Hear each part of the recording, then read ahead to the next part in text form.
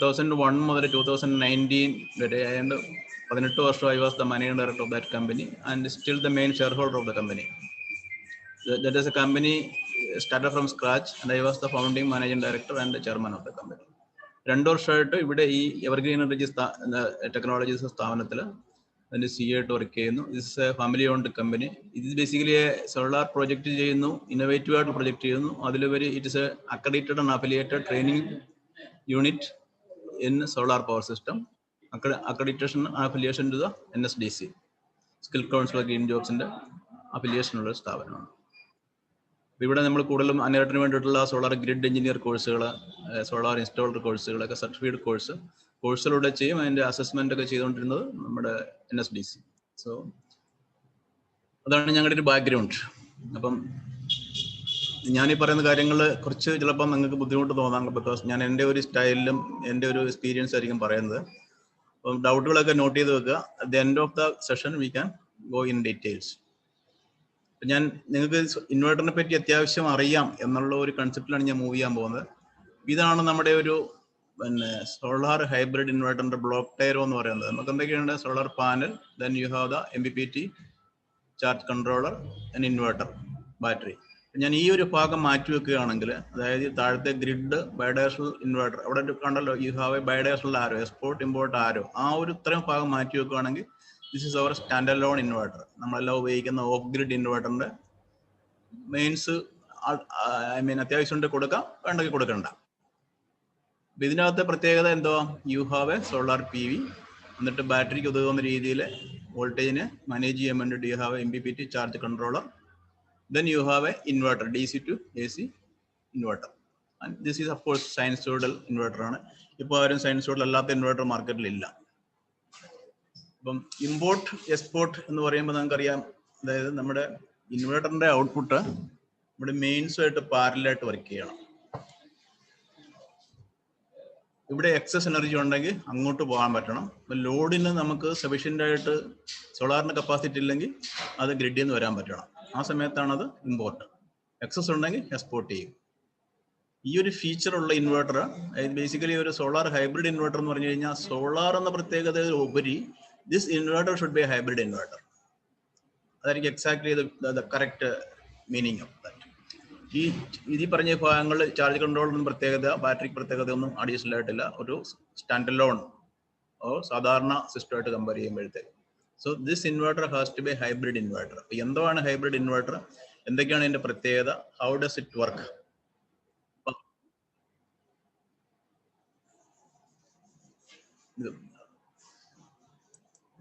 Next സെഷനിലേക്ക് പോവുകയാണെങ്കിൽ, നമ്മൾ നേരത്തെ കണ്ടതിൻ്റെ ഒരു വേറൊരു വെറൈറ്റിയാണ്. അതായത് വാട്ട് ഈസ് ഹിയർ, നിങ്ങൾക്ക് solar panel, MPPT charge controller, then you have a inverter. അപ്പം ഈ ഒരു ഭാഗത്ത് നമുക്ക് we have a DC battery. അത് നമ്മൾ നേരത്തെ കണ്ടതിൻ്റെ തന്നെ ഒരു പിക്ചോറിയൽ റെപ്രസെൻറ്റേഷൻ ഡിഫറൻ്റ് ആണെന്ന് മാത്രമേ ഉള്ളൂ. Then you have the output, ലോഡിലോട്ടുള്ള AC പോകുന്നു. ഇത് നമ്മുടെ input supply. Input can be AC or DG. അപ്പം നമുക്കറിയാമല്ലോ, ഒരു ഓട്ടോ ട്രാൻസ്ഫർ സിസ്റ്റം വെച്ചിട്ടോ ഓട്ടോ ട്രാൻസ്ഫർ സ്കീം വെച്ചിട്ടോ നമുക്ക് സപ്ലൈ മെയിൻസോ ഓർ ACയോ ചേഞ്ച് ഓവർ ചെയ്ത് കൊടുക്കാം ഒരു ഇൻവെർട്ടറിന്റെ ഇൻപുട്ടിൽ. അപ്പം ഇത് നേരത്തെ കണ്ടതിൻ്റെ ഒരു പിക്ചോറിയൽ റെപ്രസെൻറ്റേഷൻ മാത്രമേ ഉള്ളൂ. നൗ എന്തുകൊണ്ടാണ് സോളാർ ഹൈബ്രിഡ് ഇൻവെർട്ടറിന്റെ ഇമ്പോർട്ടൻസ്, ദ സെൻസ് അതിന്റെ ആവശ്യകത എന്താണ്? നമുക്ക് ഗ്രിഡ് ഇൻവെർട്ടർ മാത്രം പോരെ, അല്ലെങ്കിൽ സ്റ്റാൻഡ് അലോൺ പോരെ? ഇപ്പം സ്റ്റാൻഡ് അലോണിന്റെ ഒരു ഡെഫിഷ്യൻസി എന്തോ, ബാറ്ററി ഡൗൺ ആയി പോയി കഴിഞ്ഞാൽ നമുക്ക് സപ്ലൈ ഉണ്ടാകത്തില്ല. എക്സസ് പവർ ഉണ്ടെങ്കിൽ നമുക്കത് സ്റ്റോർ ചെയ്യാൻ പറ്റത്തില്ല. ബാറ്ററിക്ക് കപ്പാസിറ്റി അത്രയും മാത്രമേ പറ്റത്തുള്ളൂ. And battery is A costly affair. Battery നമ്മൾ കൂടുതൽ ഉപയോഗിച്ച് കൂടുതൽ സ്റ്റോർ ചെയ്യാന്ന് പറഞ്ഞു കഴിഞ്ഞാൽ battery cost is so high. ഒരു എക്കണോമിക് ഫീസിബിലിറ്റി അവിടെ നമുക്ക് ബുദ്ധിമുട്ട് തോന്നാം. ഇതെല്ലാം കറക്റ്റീവ് ചെയ്തിട്ടുള്ള ഒരു സിസ്റ്റമാണ് ഹൈബ്രിഡ്. അതായത് ഹൈബ്രിഡിൻ്റെ അകത്ത് നമുക്ക് എക്സസ് ഉണ്ടെങ്കിൽ എക്സ്പോർട്ട് ചെയ്യാം, ഡെഫിഷ്യൻസി ഉണ്ട് ഇമ്പോർട്ട് ചെയ്യാം. ബാറ്ററിയുടെ കപ്പാസിറ്റി മറ്റേതിൻ്റെ അത്രയും ആവശ്യമില്ല. അതായത് cost wise overall cost wise inverter could be little more costly, but otherwise overall cost wise നോക്കുകയാണെങ്കിൽ it's a system which is economical and feasible. അപ്പം ഇതിനകത്ത് പ്രധാനമായിട്ട് അഡ്വാൻറ്റേജ് നമ്മൾ പറയുന്നത് ഒരു ഒപ്റ്റിമൈസ്ഡ് യൂട്ടിലൈസേഷൻ. ഞാൻ നേരത്തെ പറഞ്ഞ പോലെ നമുക്ക് ബാറ്ററി കൂടുതൽ വേണ്ട, എക്സസ് ഉണ്ടെങ്കിൽ എക്സ്പോർട്ട് ചെയ്യാം, ഡിവിഷൻസ് ഉണ്ടെങ്കിൽ ഇമ്പോർട്ട് ചെയ്യാം. So naturally it will give A better usability. അതായത് എല്ലാ കണ്ടീഷനിലും നമുക്ക് സപ്ലൈ, പിന്നെ ഓൺ ഗ്രിഡിന്റെ ഡിവിഷൻസ് എന്താ, മെയിൻസ് പോകുമ്പോൾ കട്ടായി പോകും. പക്ഷെ ഹൈബ്രിഡിന്റെ അകത്ത് മെയിൻസ് പോകുമ്പോഴത്തേക്ക് നമ്മുടെ ലോഡ് കട്ടാകത്തില്ല, ഗ്രിഡിലേക്കുള്ള കണക്ഷൻ മാത്രമേ കട്ടാകത്തുള്ളൂ. That is an important feature, അത് ഓർത്തിരിക്കുക. ഹൈബ്രിഡ് ഇൻവേർട്ടറിൽ പിന്നെ മെയിൻസ് പോകുമ്പോഴത്തേക്ക് മെയിൻസേ കട്ടാകത്തുള്ളൂ, ലോഡ് കട്ടാകത്തില്ല. Load will continue to supply from നമ്മുടെ ഇവിടുന്ന് നമ്മുടെ ബാറ്ററി ഉണ്ട്, നമ്മുടെ ഇൻവേർട്ടർ ഉണ്ട്, അത് കൂടെ ആ പാത്തിൽ കൂടെ load will continue to flow. പിന്നെ നേരത്തെ പറഞ്ഞിരുന്ന പോലെ അഡീഷണലി ആയിട്ട് കുറച്ച് ഫീച്ചേഴ്സുകളാണ് ഇനി പറയുന്നത്. DG-SIT കമ്പാറ്റബിൾ ഒരു ATS വഴി നമുക്ക് ചേഞ്ച് ഓവർ ചെയ്ത് സാധാരണ ഇൻവേർട്ടർ ഉപയോഗിക്കുന്ന റേഡിയോ ഉപയോഗിക്കാം. ഈ ആക്റ്റീവ് ഫിൽട്ടറിംഗ് പ്രോപ്പർട്ടി എന്ന് പറഞ്ഞാൽ നിങ്ങൾക്ക് എത്രമാർക്ക് പലർക്കും അറിയാവുന്നുള്ളത്. അതായത് നമ്മുടെ ഈ പവർ ഇലക്ട്രോണിക്സ് എക്യുപ്മെന്റിലെ like variable frequency drive, UPS systems, ഇതൊക്കെ നമ്മൾക്ക് ലൈനിലേക്ക് ഹാർമോണിക്സ് ഇഞ്ചെക്ട് ചെയ്യും. സോളാർ വർക്ക് ചെയ്യുന്നവർക്ക് അറിയാം. അതായത് നമുക്ക് പലപ്പോഴും KICB നമ്മുടെ സോളാർ പവർ സിസ്റ്റം ഇൻസ്പെക്ട് ചെയ്യാൻ വരുമ്പോൾ ഹാർമോണിക്സ് കൂടിപ്പോയെന്നും പറഞ്ഞ് സിസ്റ്റം റിജക്ട് ചെയ്ത് പോകുന്ന കേസുണ്ടല്ലോ. അപ്പം അത് ഒരുമാതിരിപ്പെട്ട പവർ ഇലക്ട്രോണിക്സ് എക്യുപ്മെന്റ് എല്ലാം ഉള്ള ഒരു ദൂഷ്യമാണ് ഹാർമോണിക്സ് ഇഞ്ചെക്ട് ചെയ്യുക എന്നുള്ളത്. അപ്പം ഇപ്പൊ നമുക്ക് പുതിയ സിസ്റ്റംസ് ഉണ്ട്, ഹാർമോണിക്സിനെയൊക്കെ സപ്രസ് ചെയ്തുകൊണ്ടുള്ള സിസ്റ്റംസ് ഉണ്ട്. അപ്പം ഈ ഒരു ഹൈബ്രിഡ് ഇൻവേർട്ടറിന്റെ ഒരു പ്രോപ്പർട്ടിയാണ്, ഇത് ലൈനിൽ വർക്ക് ചെയ്യുകയാണെങ്കിൽ this will filter the harmonics, so making the supplies voltage cleaner. In addition to ഞാൻ നേരത്തെ പറഞ്ഞ ഇൻവേർട്ടർ പ്രോപ്പർട്ടി അല്ലാതെ, പിന്നെ കൂടാതെ നമ്മുടെ പിന്നെ മെയിൻസും ഉണ്ട്, ഇൻവേർട്ടറും ഉണ്ട്, ബാറ്ററി ഉണ്ട്. So it can have a no break change over. അതായത് in case of a load change over required, അതായത് നമുക്ക് സോളാറിൽ വർക്ക് ചെയ്യുന്നു, സോളാർ ഡൗൺ ആയി ബാറ്ററി പോകുന്നു, ബാറ്ററി ഡൗൺ ആയിട്ട് സപ്ലൈ കട്ടാകാൻ പാടില്ലല്ലോ, supply should change over to the mains without a break. തിരിച്ച് ബാറ്ററി ചാർജ് ആകുമ്പോഴും മെയിൻസ് വരുമ്പോഴത്തേക്ക് തിരിച്ചുള്ള ചേഞ്ച് ഓവറും automatically with no break. So ഇത് something you can just like a UPS. ഈ ഫീച്ചറും ഇതിനകത്തുണ്ട്. I think I will put it in a slide mode.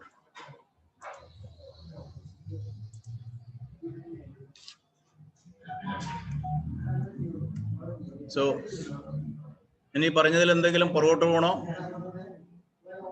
or I can continue? Hello, continue ചെയ്തോളൂ sir. Okay, so this is the yeah, ഏതെങ്കിലും ഭാഗം repeat ചെയ്യണോ? Okay, നമുക്ക് വേണമെങ്കിൽ പിന്നീട് ചെയ്യാം. So this is the block diagram. ഈ block ഡയഗ്രത്തിൽ എന്തൊക്കെയാണ് ഞങ്ങൾ കാണുന്നത്? നമ്മൾ നേരത്തെ കണ്ടതിന്റെ തന്നെ വേറൊരു ഡിഫറെന്റ് ഡ്രോയിങ്ങിന് എടുത്താൽ മതി. So you have the solar PV array connected here. അവിടുന്നത് MPPT ചാർജ് കൺട്രോളിൽ വരും. നിങ്ങൾക്ക് അറിയാമല്ലോ, that is a blocking diode. Blocking diode ഉണ്ടാകണം. എന്തിനാ ബ്ലോക്കിംഗ് ഡയോഡിന്റെ ഉപയോഗം? എന്താ? ബാറ്ററി പവർ റിവേഴ്സ് അരയിലേക്ക് പരിക്കാൻ വേണ്ടിയിട്ട്. Then you have a charge controller, അതിന്റെ filter, battery, you have the inverter, then ഇൻവേർട്ടറിന്റെ അകത്ത് ഫിൽട്ടർ.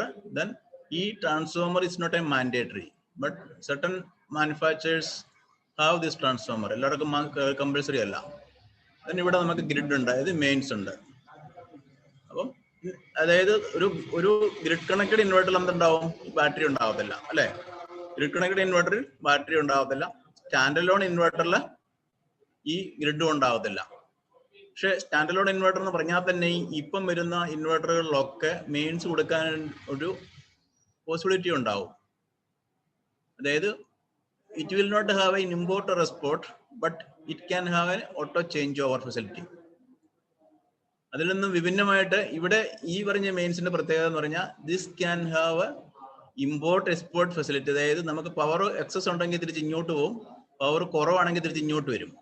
അതായത് രണ്ടും കൂടെ പാരലലി വർക്ക് ചെയ്യും, രണ്ടും കൂടെ പാരലായിട്ട് വർക്ക് ചെയ്യും.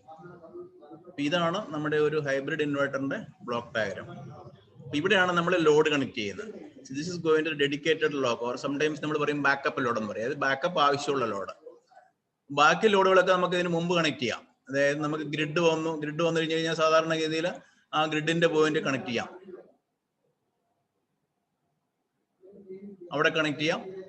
ഇവിടെയാണ് കട്ടാവുന്നത്. അതായത് ഒരു മെയിൻസ് പോകുമ്പോഴത്തേക്ക് ഇത് മാത്രമേ കട്ടാവത്തുള്ളൂ. അപ്പൊ നമുക്കറിയാമല്ലോ, സാധാരണഗതിയിലെ ഒരു ഓൺ ഗ്രിഡ് ഇൻവേർട്ടറിലെ ഈ പോയിന്റ് തന്നെയാണ് നമ്മുടെ ലോഡുകളെല്ലാം ഉള്ളതും. ഓർ ഇതിന്റെ ഈ പറഞ്ഞിരിക്കുന്ന മെയിൻസിന്റെ ഇവിടെ ഈ പോയിന്റിലായിരിക്കും നമ്മുടെ ബാക്കി ലോഡുകളെല്ലാം ഉള്ളത്. അപ്പൊ ഇത് സോളാർ ഇങ്ങനെ വന്നിട്ട് ഇങ്ങനെ അങ്ങോട്ട് പോകുമ്പോഴത്തേക്ക് നമ്മുടെ മീറ്റർ ഇവിടെ ആയിരിക്കും. മീറ്ററിന് മുമ്പ് ലോഡൊക്കെ നമ്മുടെ ഇന്റേണൽ ലോഡ് പോകും, ബാക്കി അങ്ങോട്ട് പോകും. അല്ലെങ്കിൽ ഇവിടെ ലോഡൊന്നും ഇല്ലെങ്കിൽ ബാക്കി മുഴുവൻ അങ്ങോട്ട് പോകും. ഇവിടെ എന്നിട്ട് മെയിൻസ് പോകുമ്പോൾ പാട്ടുള്ള ഹാപ്പൻ ഈ റിലേ അല്ലെങ്കിൽ ഈ കോൺടാക്ടർ കട്ടാവും. അതാണ് നമ്മൾ ആന്റി അലിൻഡിങ് സ്വിച്ച് വഴി ചെയ്യുന്ന സംഭവം. പക്ഷെ ഇവിടെ സംഭവിക്കുന്നത് ഇത് കട്ടാവും, കട്ടായേ പറ്റത്തുള്ളൂ.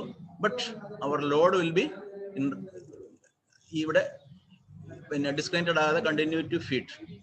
ഈ ഭാഗങ്ങളിലും ഒന്നും സംഭവിക്കത്തില്ല. ഒരു ഓൺ ഗ്രിഡ് ഇൻവേർട്ടറിൽ മെയിൻസ് പോകുമ്പോൾ ഇൻവേർട്ടർ ഓഫ് ആവും. പക്ഷെ ഹൈബ്രിഡ് ഇൻവേർട്ടറിൽ മെയിൻസ് പോകുമ്പോൾ ഇൻവേർട്ടർ ഓഫ് ആകത്തില്ല, ലോഡ് കണ്ടിന്യൂ ചെയ്യും. സോ അതാണ് സാധാരണ ഓൺ ഗ്രിഡ് ഇൻവേർട്ടറും ഓഫ് ഗ്രിഡ് ഇൻവേർട്ടറും തമ്മിലുള്ള വ്യത്യാസം. ഇനി ഇത്രയും ഭാഗം ടോപ്പ് ഭാഗം എടുത്ത് മാറ്റുവാണെങ്കിൽ ദിസ് ഇസ് നമ്മുടെ ഒരു സാധാരണ ഒരു ഓഫ് ഗ്രിഡ് ഇൻവേർട്ടർ. അതായത് നമുക്ക് അരയുണ്ട്, ബാറ്ററി ഉണ്ട്, ഇൻവേർട്ടർ ഉണ്ട്, ലോഡ് ഉണ്ട്. അപ്പം ഈ ഭാഗങ്ങളെല്ലാം ഉണ്ട്. ഇപ്പൊ അതിന്റെ ഡിവിഷൻസ് എന്തുവാ? ബാറ്ററി തീർന്നു കഴിഞ്ഞാൽ പിന്നെ ഇവിടെ സപ്ലൈ ഉണ്ടാകത്തില്ല. നമുക്കൊരു മെയിൻസ് കൊടുത്തിട്ട് ഒരു ഓട്ടോ ചേഞ്ച് ഓവർ ഫെസിലിറ്റി കൊടുക്കാം. ഇപ്പോൾ ഇൻവേർട്ടറിലെല്ലാം അതുണ്ട്. ബട്ട് അതിന് ഇമ്പോർട്ട് എക്സ്പോർട്ട് ഫെസിലിറ്റി ഉണ്ടാകത്തില്ല. ഈ ഇൻവേർട്ടറും മെയിൻസും കൂടെ പാരലായിട്ട് വർക്ക് ചെയ്യത്തില്ല. അപ്പൊ അവിടെയാണ് നമ്മുടെ ഇമ്പോർട്ടൻസ്. പാരലായിട്ട് വർക്ക് ചെയ്യണമെങ്കിൽ എന്തൊക്കെ ഫീച്ചേഴ്സ് വേണം? ആർക്കെങ്കിലും പറയാമോ? ഈ കൂട്ടത്തിൽ ആർക്കെങ്കിലും പറയാമോ? ഒരു മെയിൻസ് ഒരു ഇൻവേർട്ടർ മെയിൻസിലോട്ട് പാരലായിട്ട് വർക്ക് ചെയ്യണമെങ്കിൽ എന്തൊക്കെ ഫീച്ചേഴ്സ് വേണം ഇൻവേർട്ടറിന്? സാധാ ഇൻവേർട്ടർ കൊണ്ട് നേരെ മെയിൻസിലോട്ട് കൊടുക്കാൻ പറ്റുമോ? എനിബഡി?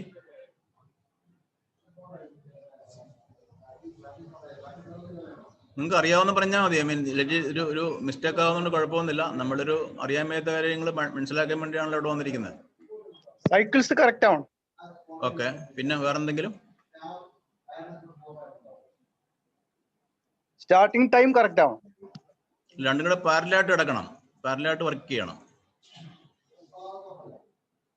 ഓക്കെ, പിന്നെ അടുത്ത പോയിന്റ്.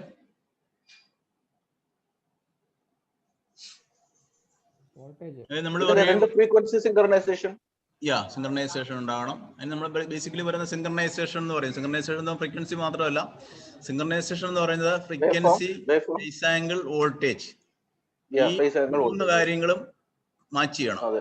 അതായത് ഇപ്പൊ നമുക്ക് ജസ്റ്റ് ഫോർ എക്സാമ്പിൾ, നമുക്ക് ഇടുക്കിയിൽ പിന്നെ 130 മെഗാവാട്ടിന്റെ 6 ജനറേറ്റർ ഉണ്ട്.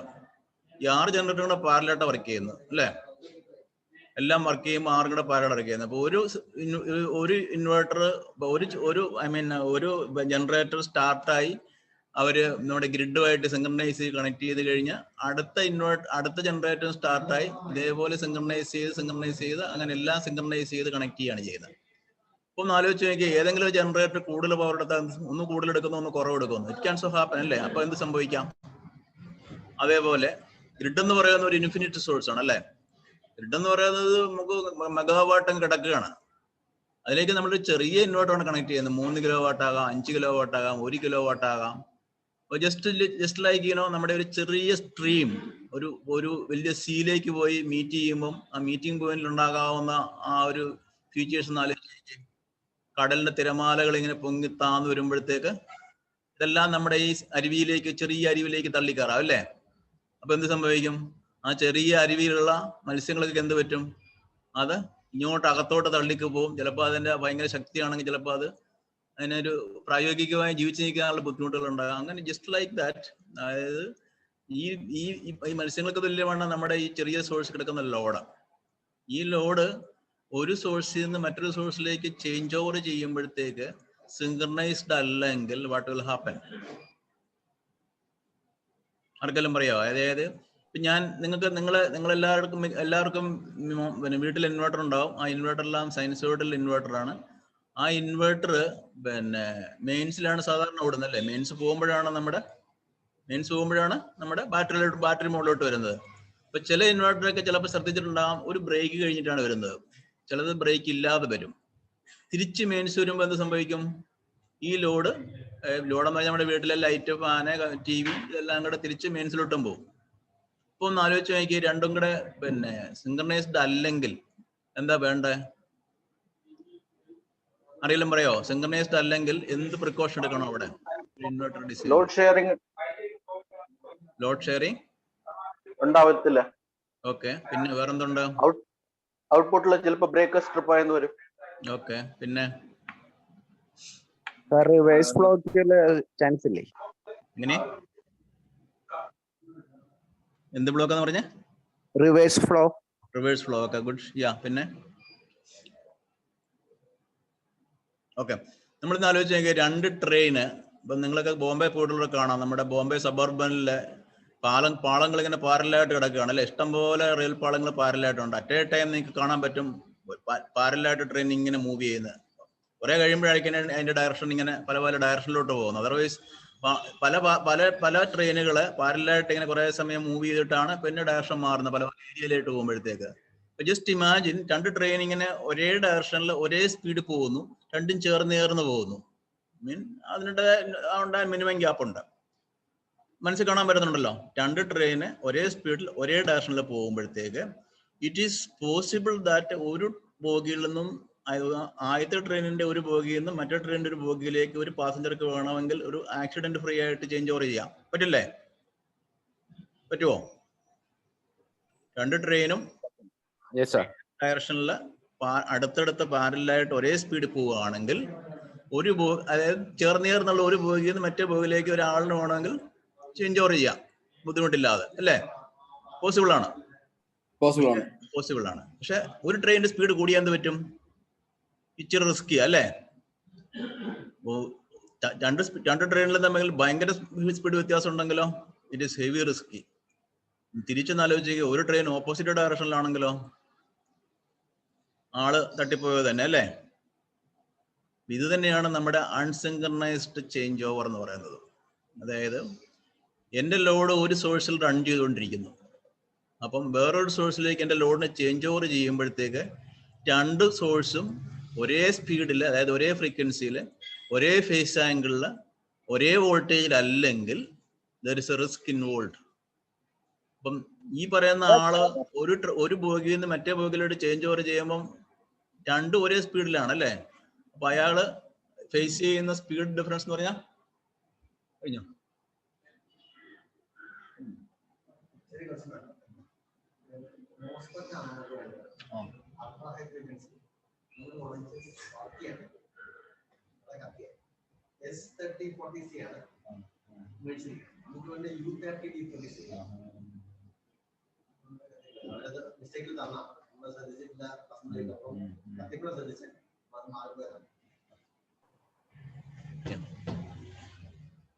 So what happens?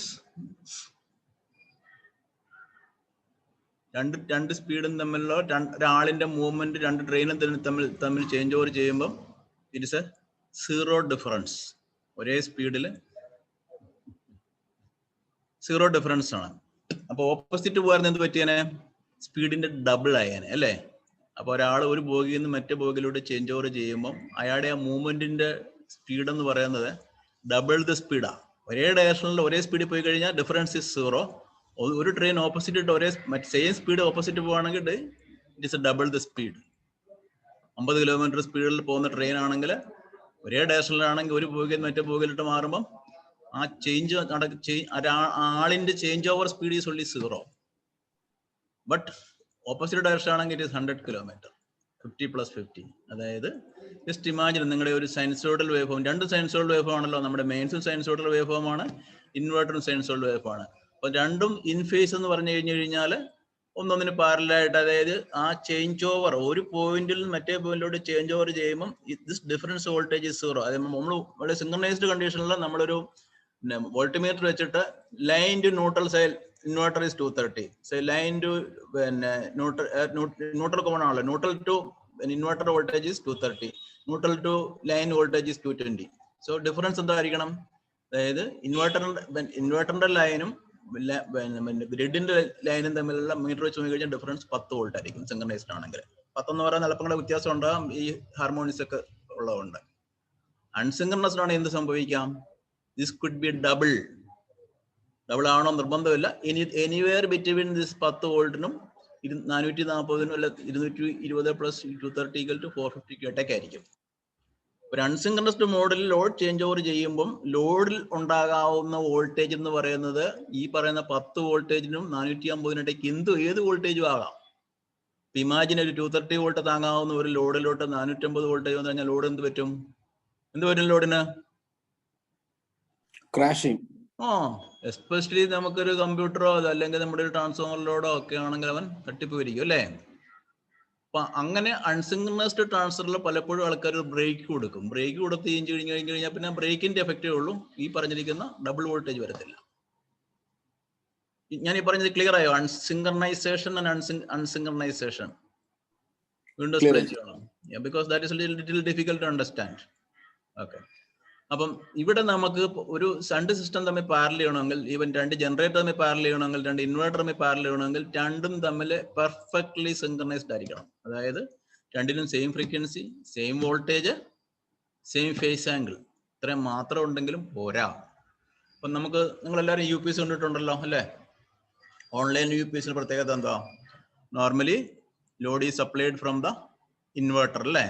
മെയിൻസിനെ റെക്ടിഫൈ ചെയ്ത് ഒരു ഇൻവേർട്ടർ ചാർജർ ഉണ്ടാക്കി, ചാർജർ DC വിടും, ആ DCയിൽ ബാറ്ററി ഫ്ലോട്ട് ചെയ്യും, ബാറ്ററി ചാർജിങ് ചെയ്യാം, ആ റെക്ടിഫയർ വഴി ബാറ്ററി ഫ്ലോട്ട് ചെയ്യും നോർമലി. എന്നിട്ട് ദെൻ ദർ ഇസ് ഇൻവേർട്ടർ. ആ ഇൻവേർട്ടർ നമുക്ക് എപ്പോഴും ഒരു പെർഫെക്റ്റ് സൈൻ വേവ് കൊടുക്കും ലോഡിലോട്ട്. ഇതാണ് ഒരു UPS, online UPS, double conversion online UPS എന്ന് പറയുന്നത്. അപ്പൊ അവിടെ ഒരു ആൾട്ടർനേറ്റ് ബൈപ്പാസ് സപ്ലൈ ഉണ്ടാവും മെയിൻസ്. നോർമലി നമ്മുടെ ഈ UPSന് അതായത് ഇൻവേർട്ടറിന് എന്തെങ്കിലും പ്രോബ്ലം ഉണ്ടായി ട്രിപ്പ് ചെയ്യുകയാണെങ്കിൽ, ലോഡ് ചേഞ്ച് ഓവർ ചെയ്യുകയാണെങ്കിൽ മെയിൻസിലോട്ട് ഒരു നോ ബ്രേക്ക് ചേഞ്ച് ഓവർ നടക്കും. ഫോർ എക്സാമ്പിൾ അറിയാമല്ലോ, UPSന്റെ മിക്കപ്പോഴും ലോഡ് എന്ന് പറയുന്നത് കമ്പ്യൂട്ടറിലൊക്കെ ആയിരിക്കും. കമ്പ്യൂട്ടറിന് ഒരു ബ്രേക്ക് വന്നു കഴിഞ്ഞാൽ കമ്പ്യൂട്ടർ ക്രാഷ് ആവും അല്ലേ? ഹാർഡ് ഡിസ്ക് അടിച്ചു പോകാം, ഡാറ്റ കറപ്റ്റ് ചെയ്യാം. അപ്പം ഒരിക്കലും ബ്രേക്ക് ലോഡല്ല അവിടെ.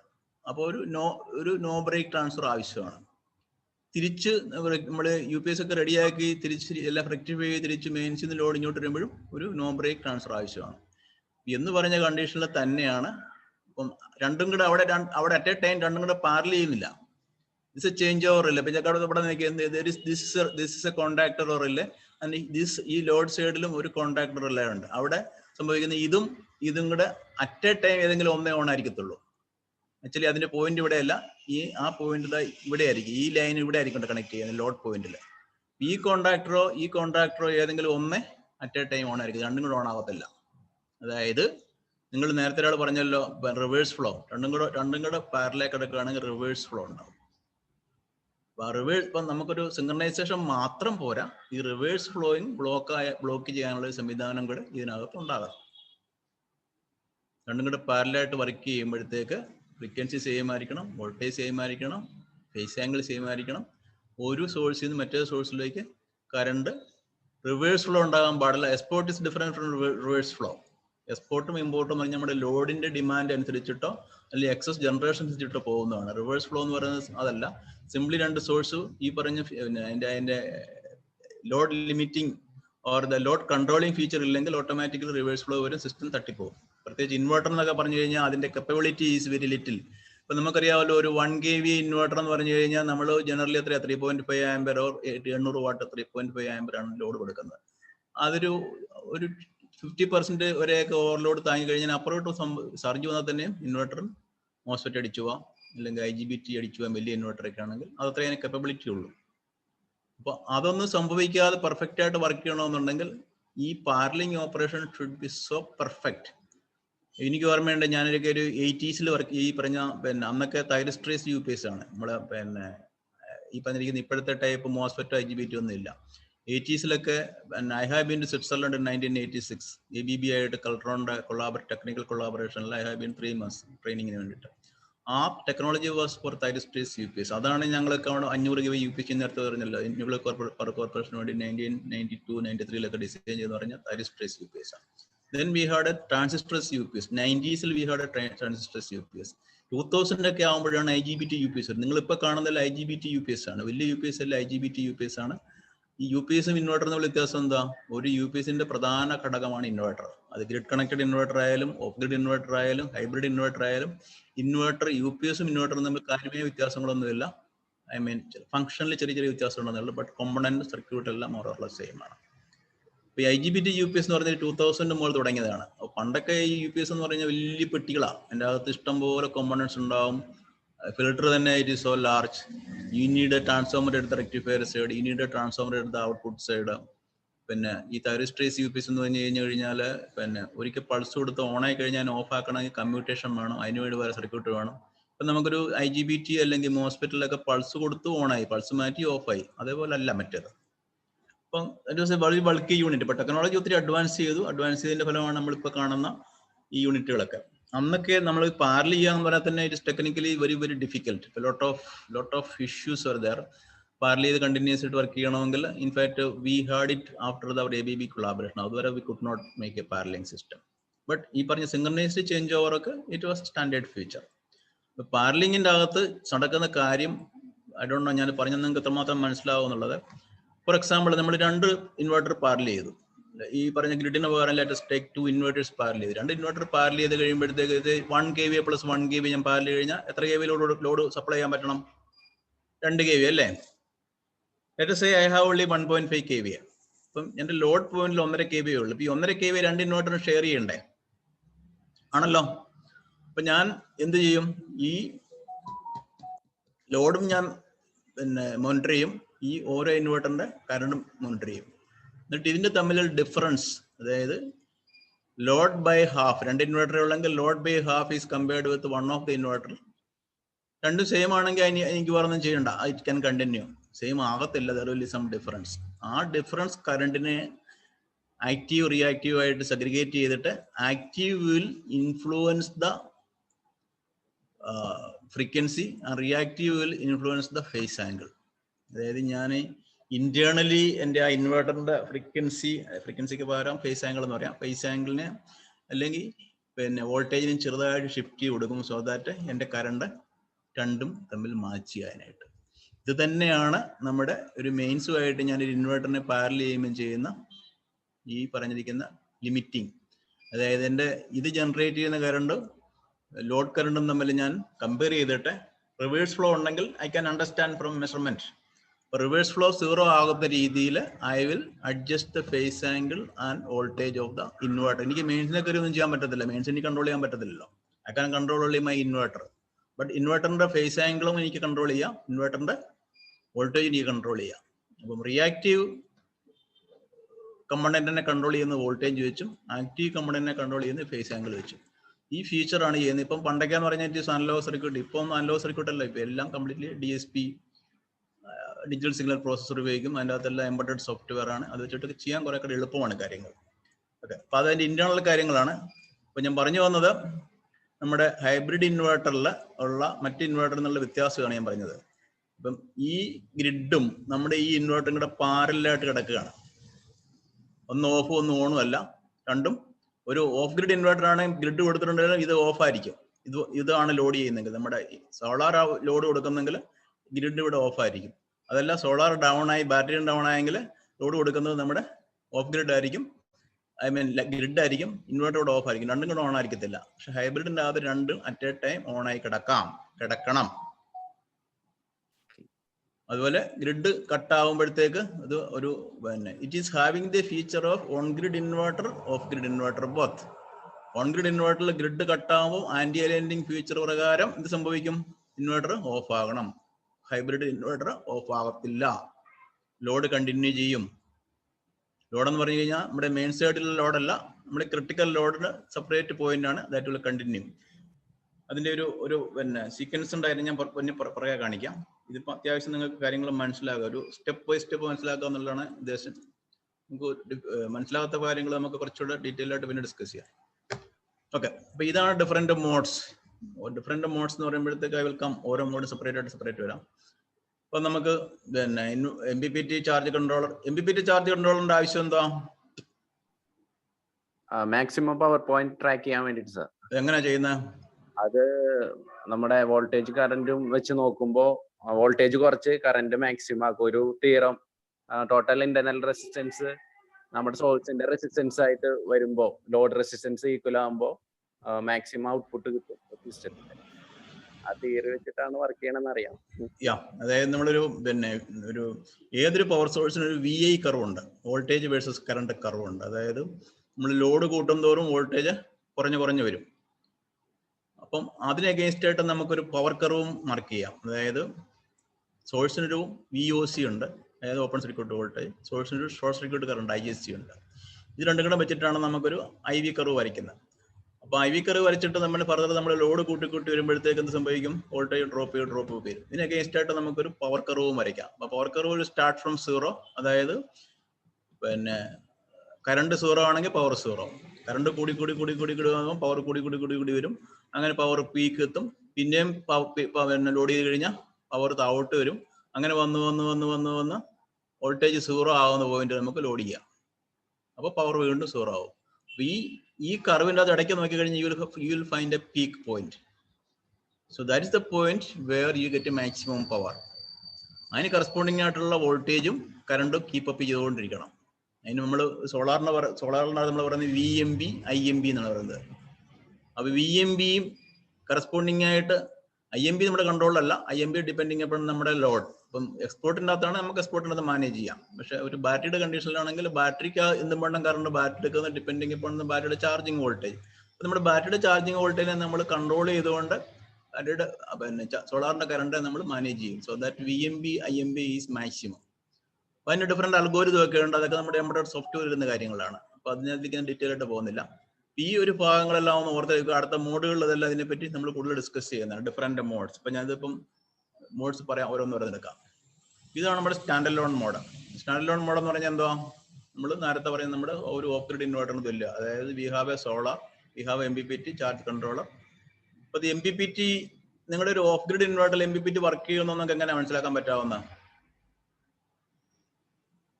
പലയിടത്തും ഇരിക്കുന്ന MPPT ചാർജ് കൺട്രോളർ എന്ന് പറഞ്ഞ് തന്നിരിക്കുന്ന സിസ്റ്റത്തിന്റെ അകത്ത് ആക്ച്വൽ MPPT ആകത്തില്ല. അതെങ്ങനെ നിങ്ങൾക്ക് ഐഡന്റിഫൈ ചെയ്യാം ഒരു സൈറ്റിൽ നിന്ന്? ഉദാഹരണത്തിന് 48 volt battery, let us say this is a 3 kVA solar power system, 48 volt battery. അപ്പം ഇത് എത്ര വോൾട്ട് ഉണ്ടാവും ഈ പോയിന്റിൽ? 48 വോൾട്ട്സ്. 48 വോൾട്ട് മതിയോ? അല്ല, 48 മോളാണ്. എത്ര വരെ പോവാം? ഫ്ലോട്ട് ചാർജിന്റെ നമ്മൾ ഉപയോഗിക്കുന്ന ബാറ്ററി അത് normally pass of no we are using lead acid battery അല്ലേ? ലിഥിയം അയൺ ബാറ്ററിയുടെ ഉപയോഗം തുടങ്ങി വരുന്നേ ഉള്ളൂ. But let us say with reference to lithium solar battery, lead acid battery, what is the voltage? Up to 14.5 volt വരെയെങ്കിലും charge ചെയ്യണം. Because ഇത് continuous ആയിട്ട് 24 അവർ ചാർജിങ് കിടക്കുമല്ലോ. നമുക്കൊരു 6 മണിക്കൂർ സമയമുള്ളൂ ഈ സോളാറിൽ നിന്ന് ചാർജ് ചെയ്യാൻ അല്ലേ? സോ 14 വോൾട്ടേജിൽ പോയി ചാർജ് ആയി കഴിഞ്ഞിട്ട് 14 ഈവൻ 15 വരെ പോയി കഴിഞ്ഞാലും കുഴപ്പമില്ല. ബട്ട് കണ്ടിന്യൂസ് ആയിട്ട് അങ്ങനെ കിടക്കാൻ പാടില്ല. It will come back to float mode 13.5 voltage. 13.8 മുകളിൽ പോകാതെ കിടക്കണം. That means at least 56 voltage. 56 വോൾട്ടേജിന് മുകളിൽ 60 വോൾട്ട് വരെ പോയിട്ട് തിരിച്ച് 56 വോൾട്ടേജ് വന്ന് നിൽക്കുന്ന കണ്ടീഷനാണ് ബാറ്ററി ചാർജ് മോഡ് എന്ന് പറയുന്നത്. അപ്പൊ ആ സമയത്ത് what should be the voltage here? നമുക്കൊരു 3 കിലോവാട്ട് PV എന്ന് പറയുമ്പോൾ എത്ര PV ആയിരിക്കും? ഇപ്പോഴത്തെ കണക്കാണ് 8 PV മോണോപെർക്കാണെങ്കിൽ. മോണോപെർക്കാണെങ്കിൽ 325 വാട്ടിന്റെ 8 PV മതി അല്ലേ? ഓക്കെ, 8 PV ആകുമ്പോൾ എത്ര വോൾട്ടേജ് കൊടുക്കും ഇവിടെ നിങ്ങൾ? എനിക്ക് ഇവിടെ 60 വോൾട്ടിൽ എത്തിയാൽ മതി. 48 വോൾട്ട് ബാറ്ററിയാണ് ഉപയോഗിക്കുന്നത്. 48 വോൾട്ട് ബാറ്ററി എന്ന് പറഞ്ഞാൽ 4 ബാറ്ററി ആകണമെന്നില്ല, 8 ബാറ്ററി ആകും, 12 ബാറ്ററി ആകും. 48 വോൾട്ടിന് 3 സെറ്റ് പാരലൽ ഉപയോഗിച്ച് 12 ബാറ്ററി ആയില്ലേ? 2 സെറ്റ് പാരലൽ 8 ബാറ്ററി ആയി അല്ലേ? അപ്പം എനിക്ക് ഇവിടെ എത്ര വോൾട്ട് വേണം? ഇവിടെ 2 പാനൽ പാരലൽ ചെയ്യണം. അതുപോലെ 8ന് 4 സെറ്റായിട്ട് പാരലൽ ചെയ്യണം. അതായത് നിങ്ങൾ പറയുന്നത് 8 സ്ട്രിങ് ഉപയോഗിക്കാനാ? 8 പിന്നെ പാനൽ ഉണ്ടെങ്കിൽ 4 സ്ട്രിങ് ഉപയോഗിക്കാനാ? ഈ രണ്ടെണ്ണം സീരീസ്. അതായത് 4 സ്ട്രിങ് വേണ്ടേ? അതെ, 2 സ്ട്രിങ് മതിയോ? അല്ല, 2 സ്ട്രിങ് എന്ന് പറഞ്ഞു കഴിഞ്ഞാൽ ഒരു സ്ട്രിങ് 4 PV സീരീസ് ചെയ്യണം അല്ലേ? അതെ. ഒരു സ്ട്രിങ് എന്ന് പറഞ്ഞു കഴിഞ്ഞാൽ ആ സ്ട്രിങ്ങിൽ PV സീരീസ് ആയിരുന്നു. അതുപോലെ കുറെ സ്ട്രിങ്ങുകൾ പാരലൽ ചെയ്യുമ്പോൾ നമ്മൾ ഒരേ നാരയെന്ന് പറയുന്നത് അല്ലേ? അപ്പം ഇപ്പൊ നിങ്ങൾ ഈ പറഞ്ഞ പോസിബിലിറ്റി കറക്റ്റാ. അതായത് നമുക്ക് ഒരു ഈ 325 വാട്ട് മോണോപെർക്കിന്റെ VOC എത്രയാണ്? 49. 49, 48 പോയിന്റ് സംതിങ് ഒക്കെ ഉണ്ടാവും. VMBയോ അറൌണ്ട് 36 ഒക്കെ ഉണ്ടാവും, 36, 38 ഒക്കെ ഉണ്ടാവും. ഇത് ഏത് സമയത്താ? at 25 ഡിഗ്രി സെന്റിഗ്രേഡ് അല്ലേ? അപ്പൊ നമ്മുടെ ഒരു ഈൽഡ് ടൈം എന്ന് പറയുന്നത് എത്ര സമയത്താ? 11 മണി മുതൽ 3 മണി വരെ. ആ സമയത്ത് എത്ര ടെമ്പറേച്ചർ ഉണ്ടാവും നമ്മുടെ പിന്നെ PVക്ക്? ശ്രദ്ധിച്ചിട്ടുണ്ടോ? സെൽ ടെമ്പറേച്ചർ 55 മുകളിൽ ഉണ്ടാവും. സോ 25 ഡിഗ്രി സെന്റിഗ്രേഡിലാണ് നമ്മുടെ WP പറയുന്നത്, ആണല്ലോ. ടെമ്പറേച്ചർ കൂടുമ്പോൾ എന്ത് സംഭവിക്കും? എഫിഷ്യൻസി കുറയും. അതുകൊണ്ട് എന്താ സംഭവിക്കുന്നത്? നമ്മുടെ വോൾട്ടേജിന് എന്തോ, കറണ്ടിന് എന്താ സംഭവിക്കും? വോൾട്ടേജ് കുറയും. വോൾട്ടേജ് കുറയും. അതായത് there is a temperature degradation approximately 0.5, 0.47, 0.45 ഒക്കെ ഉണ്ട് percentage per degree centigrade. Let us put it as 0.5%. അപ്പൊ ഈ 25 degree centigrade 55 degree centigrade increase എന്ന് പറഞ്ഞാൽ 30 ഡിഗ്രി റൈസ് ആയി. 30 ഡിഗ്രി ഇൻറ്റു 0.5 എന്ന് പറഞ്ഞാൽ 15% വരെ വോൾട്ടേജ് കുറയാം. അപ്പൊ അതിന്റെ VOC 49 എന്ന് പറഞ്ഞത് 15% കുറഞ്ഞു കഴിഞ്ഞാൽ എത്ര കുറയും? 7.5 വോൾട്ടേജ് കുറയും അല്ലേ? അപ്പൊ 42 വോൾട്ടേജ്, 41 വോൾട്ടേജ് എനിക്ക് പറഞ്ഞ് 12 മണിക്ക് ഞാൻ പോയി കഴിഞ്ഞ് VOC ഉണ്ടാവത്തുള്ളൂ. അപ്പൊ കറസ്പോണ്ടിങ്ങിൽ എന്റെ VMBയും കുറയും. 38 36 വോൾട്ടേജ് എന്ന് പറയുന്നത് VMB കുഡ് ബി 32, 33. കുറച്ച് പഴയ പാനലിലേക്കാണ് 32 വോൾട്ടേജ് ഉണ്ടാവുള്ളൂ. അപ്പൊ 32 + 32 64 വോൾട്ടേജ് എനിക്ക് ഇവിടെ കിട്ടുള്ളൂ 2 BB സീരീസ് കഴിഞ്ഞാൽ. am I correct? Yes. 64 voltage കിട്ടിക്കഴിഞ്ഞാൽ എനിക്ക് ഇവിടെ 60 വോൾട്ടേജ് കിട്ടാമോ? സാറ് 64 ആണോ അതോ 4 × ഏകദേശം 30 അല്ലേ വരിക? എങ്ങനെ? 4 ആണല്ലേ സ്പ്രിങ്ങില് 4 പാനൽസ് വരും. അല്ല, അതായത് ഞാൻ ഇപ്പൊ നിങ്ങൾ ഒരാൾ പറഞ്ഞ് 2 BB സീരീസ് ചെയ്യുന്നത് കറക്റ്റ് ആണ്. 2 BB സീരീസ് ചെയ്യുന്ന ഉപയോഗിക്കുന്ന ഇഷ്ടംപോലെ കേസുകളുണ്ടാകും. 2 BB സീരീസ് ഉപയോഗിക്കാം, 3 BB സീരീസ് ഉപയോഗിക്കാം, 4 BB സീരീസ് ഉപയോഗിക്കാം, അതിലും കൂടുതൽ ഉപയോഗിക്കാം. ബട്ട് 8 പാനലാണെങ്കിൽ 2 പോസിബിലിറ്റി ഉള്ളൂ. ഒന്നില്ല 4 + 4 അല്ലെങ്കിൽ 2ന്റെ 4 സ്ട്രിങ്, 4ന്റെ 2 സ്ട്രിങ്ങോ 2ന്റെ 4 സ്ട്രിങ്, 2 പോസിബിലിറ്റി പറ്റുള്ളൂ അല്ലേ 8 പാനലിന്റെ അകത്ത്. അപ്പം ഞാൻ പറഞ്ഞു വന്നത്, how do you understand this is really MPPT? എപ്പോഴാണ് MPPT? നിങ്ങൾക്കറിയാം MPPT വർക്ക് ചെയ്യാനായിട്ട് VOCയുടെ ഏകദേശം ഒരു 75% ആയിരിക്കും VMB. അപ്പൊ നമുക്ക് ഞാൻ പറഞ്ഞല്ലോ 42 വോൾട്ടേജേ ഉള്ളൂ നമുക്ക് ഈ പറഞ്ഞിരിക്കുന്ന പിന്നെ പീക്ക് ടൈമില്. 42 വോൾട്ടേജ് പിന്നെയും ചിലപ്പോൾ 40 വോൾട്ടേജ് ആകും, കുറച്ച് ലേജിങ് ഒക്കെ ആകുമ്പോൾ അതിന്റെ 75% എന്ന് പറഞ്ഞു കഴിഞ്ഞാൽ അപ്രോക്സിമേറ്റ്ലി 30 വോൾട്ടേജ് ഉണ്ടാവുള്ളൂ. 30 + 30 60 വോൾട്ടേജ്. 60 വോൾട്ടേജ് ഇവിടെ ഒരു സമയത്ത് ഇവിടെ 60 വോൾട്ടേജ് കിട്ടാൻ പറ്റത്തില്ല. പറ്റുമോ? പറ്റില്ല. സോ തട്ടിമുട്ടി it will charge, but it not perfect. So generally to work in MPPT you need a much more voltage here. So an appropriate design is 4 PV series. So there are 2 type of charge controller in the market. One is PWM, another is MPPT. PWM തന്നെയാണ്. പക്ഷേ difference is the algorithm is done such a way that it always track the peak power.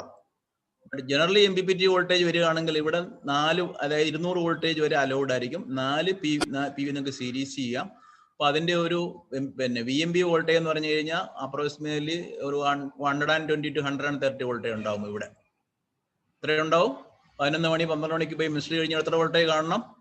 120, 130. ഇവിടെ it could be somewhere ഒരു 55 to 60 ഇടയ്ക്ക് എവിടെയെങ്കിലും ആകാം. The point is now 3 kilowatt system ആണെങ്കിൽ 48 വോൾട്ടിലേക്ക് നമുക്കറിയാമല്ലോ day time load വളരെ കുറവായിരിക്കും. Let us say the maximum load is going to the battery. അങ്ങനെയാണല്ലോ അല്ലേ? am I correct? നിങ്ങൾ ആൻസർ പറയണം, പെട്ടെന്ന് ആൻസർ പറയണം. ആയിരിക്കും. ഓക്കെ. അപ്പൊ എത്ര ആയിരിക്കും എന്റെ കറണ്ട് ഈ ബാറ്ററിലോട്ട് പോകുന്ന കറണ്ട് 3 കിലോവാട്ടില്?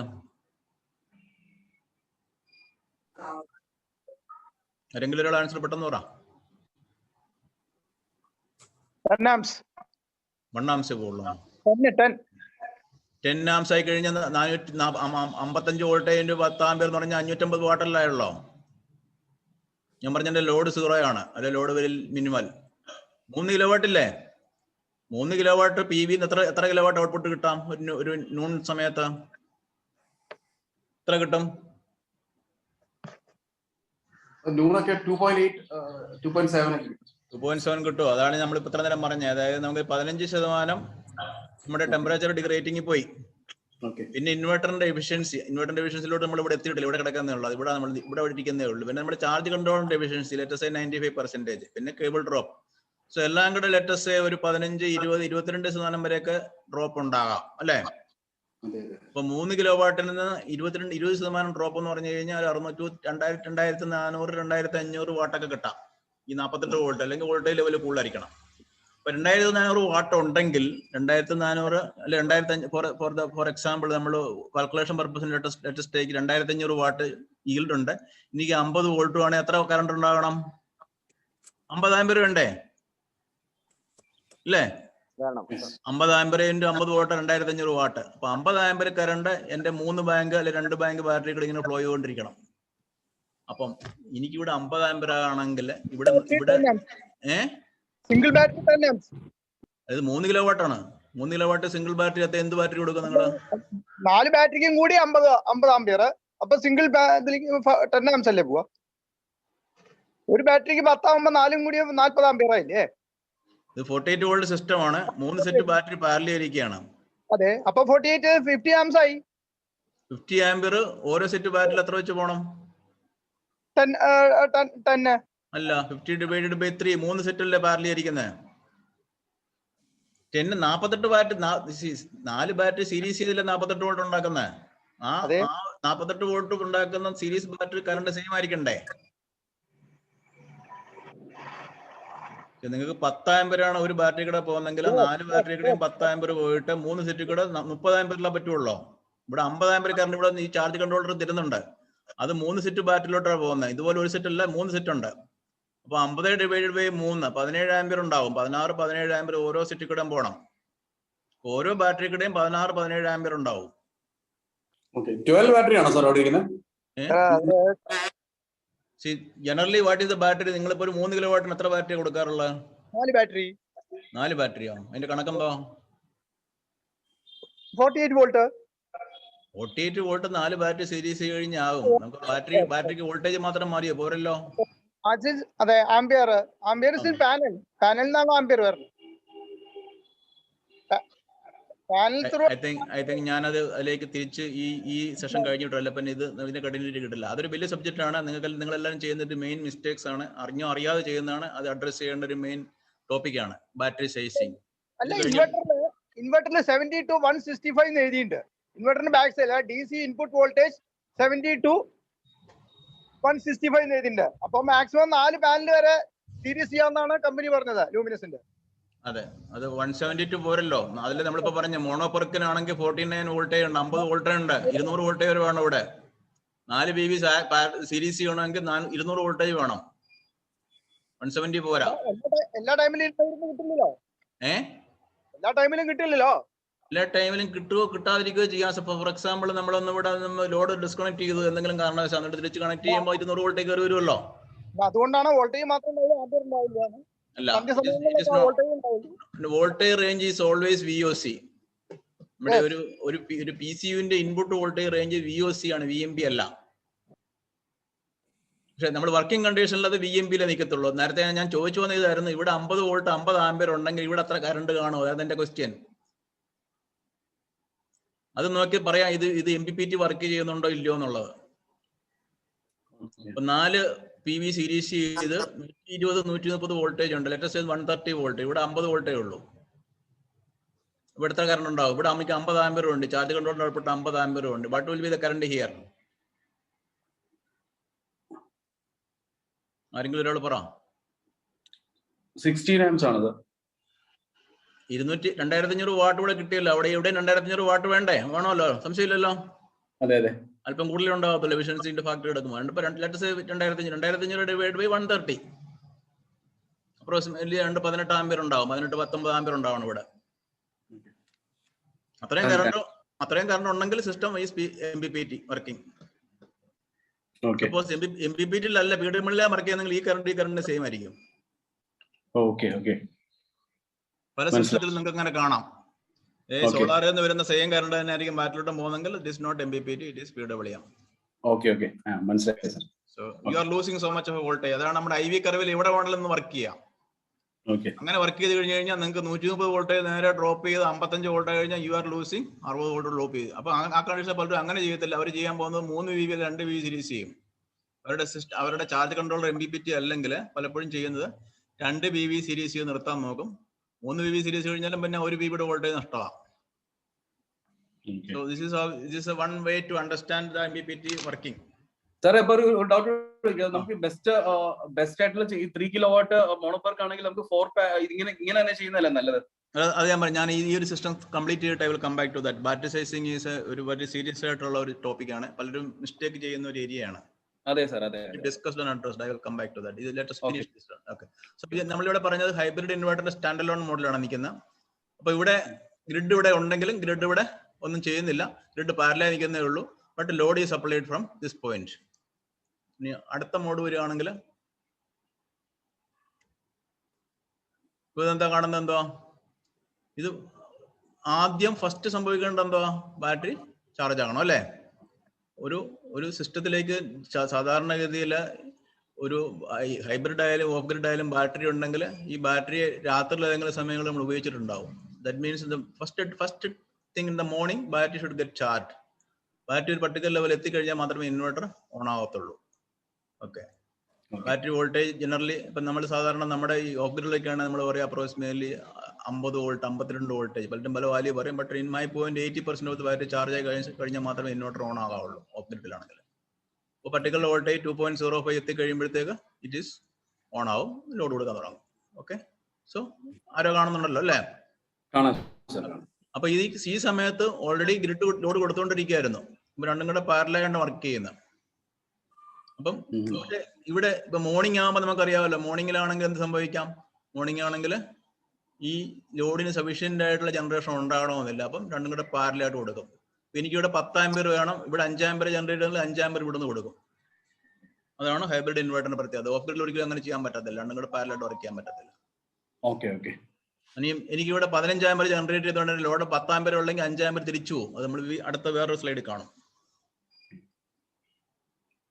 സോ രണ്ടും കൂടെ പാരലായിട്ട് വർക്ക് ചെയ്യുന്ന ഓൺ ലോഡ് മോഡിൽ.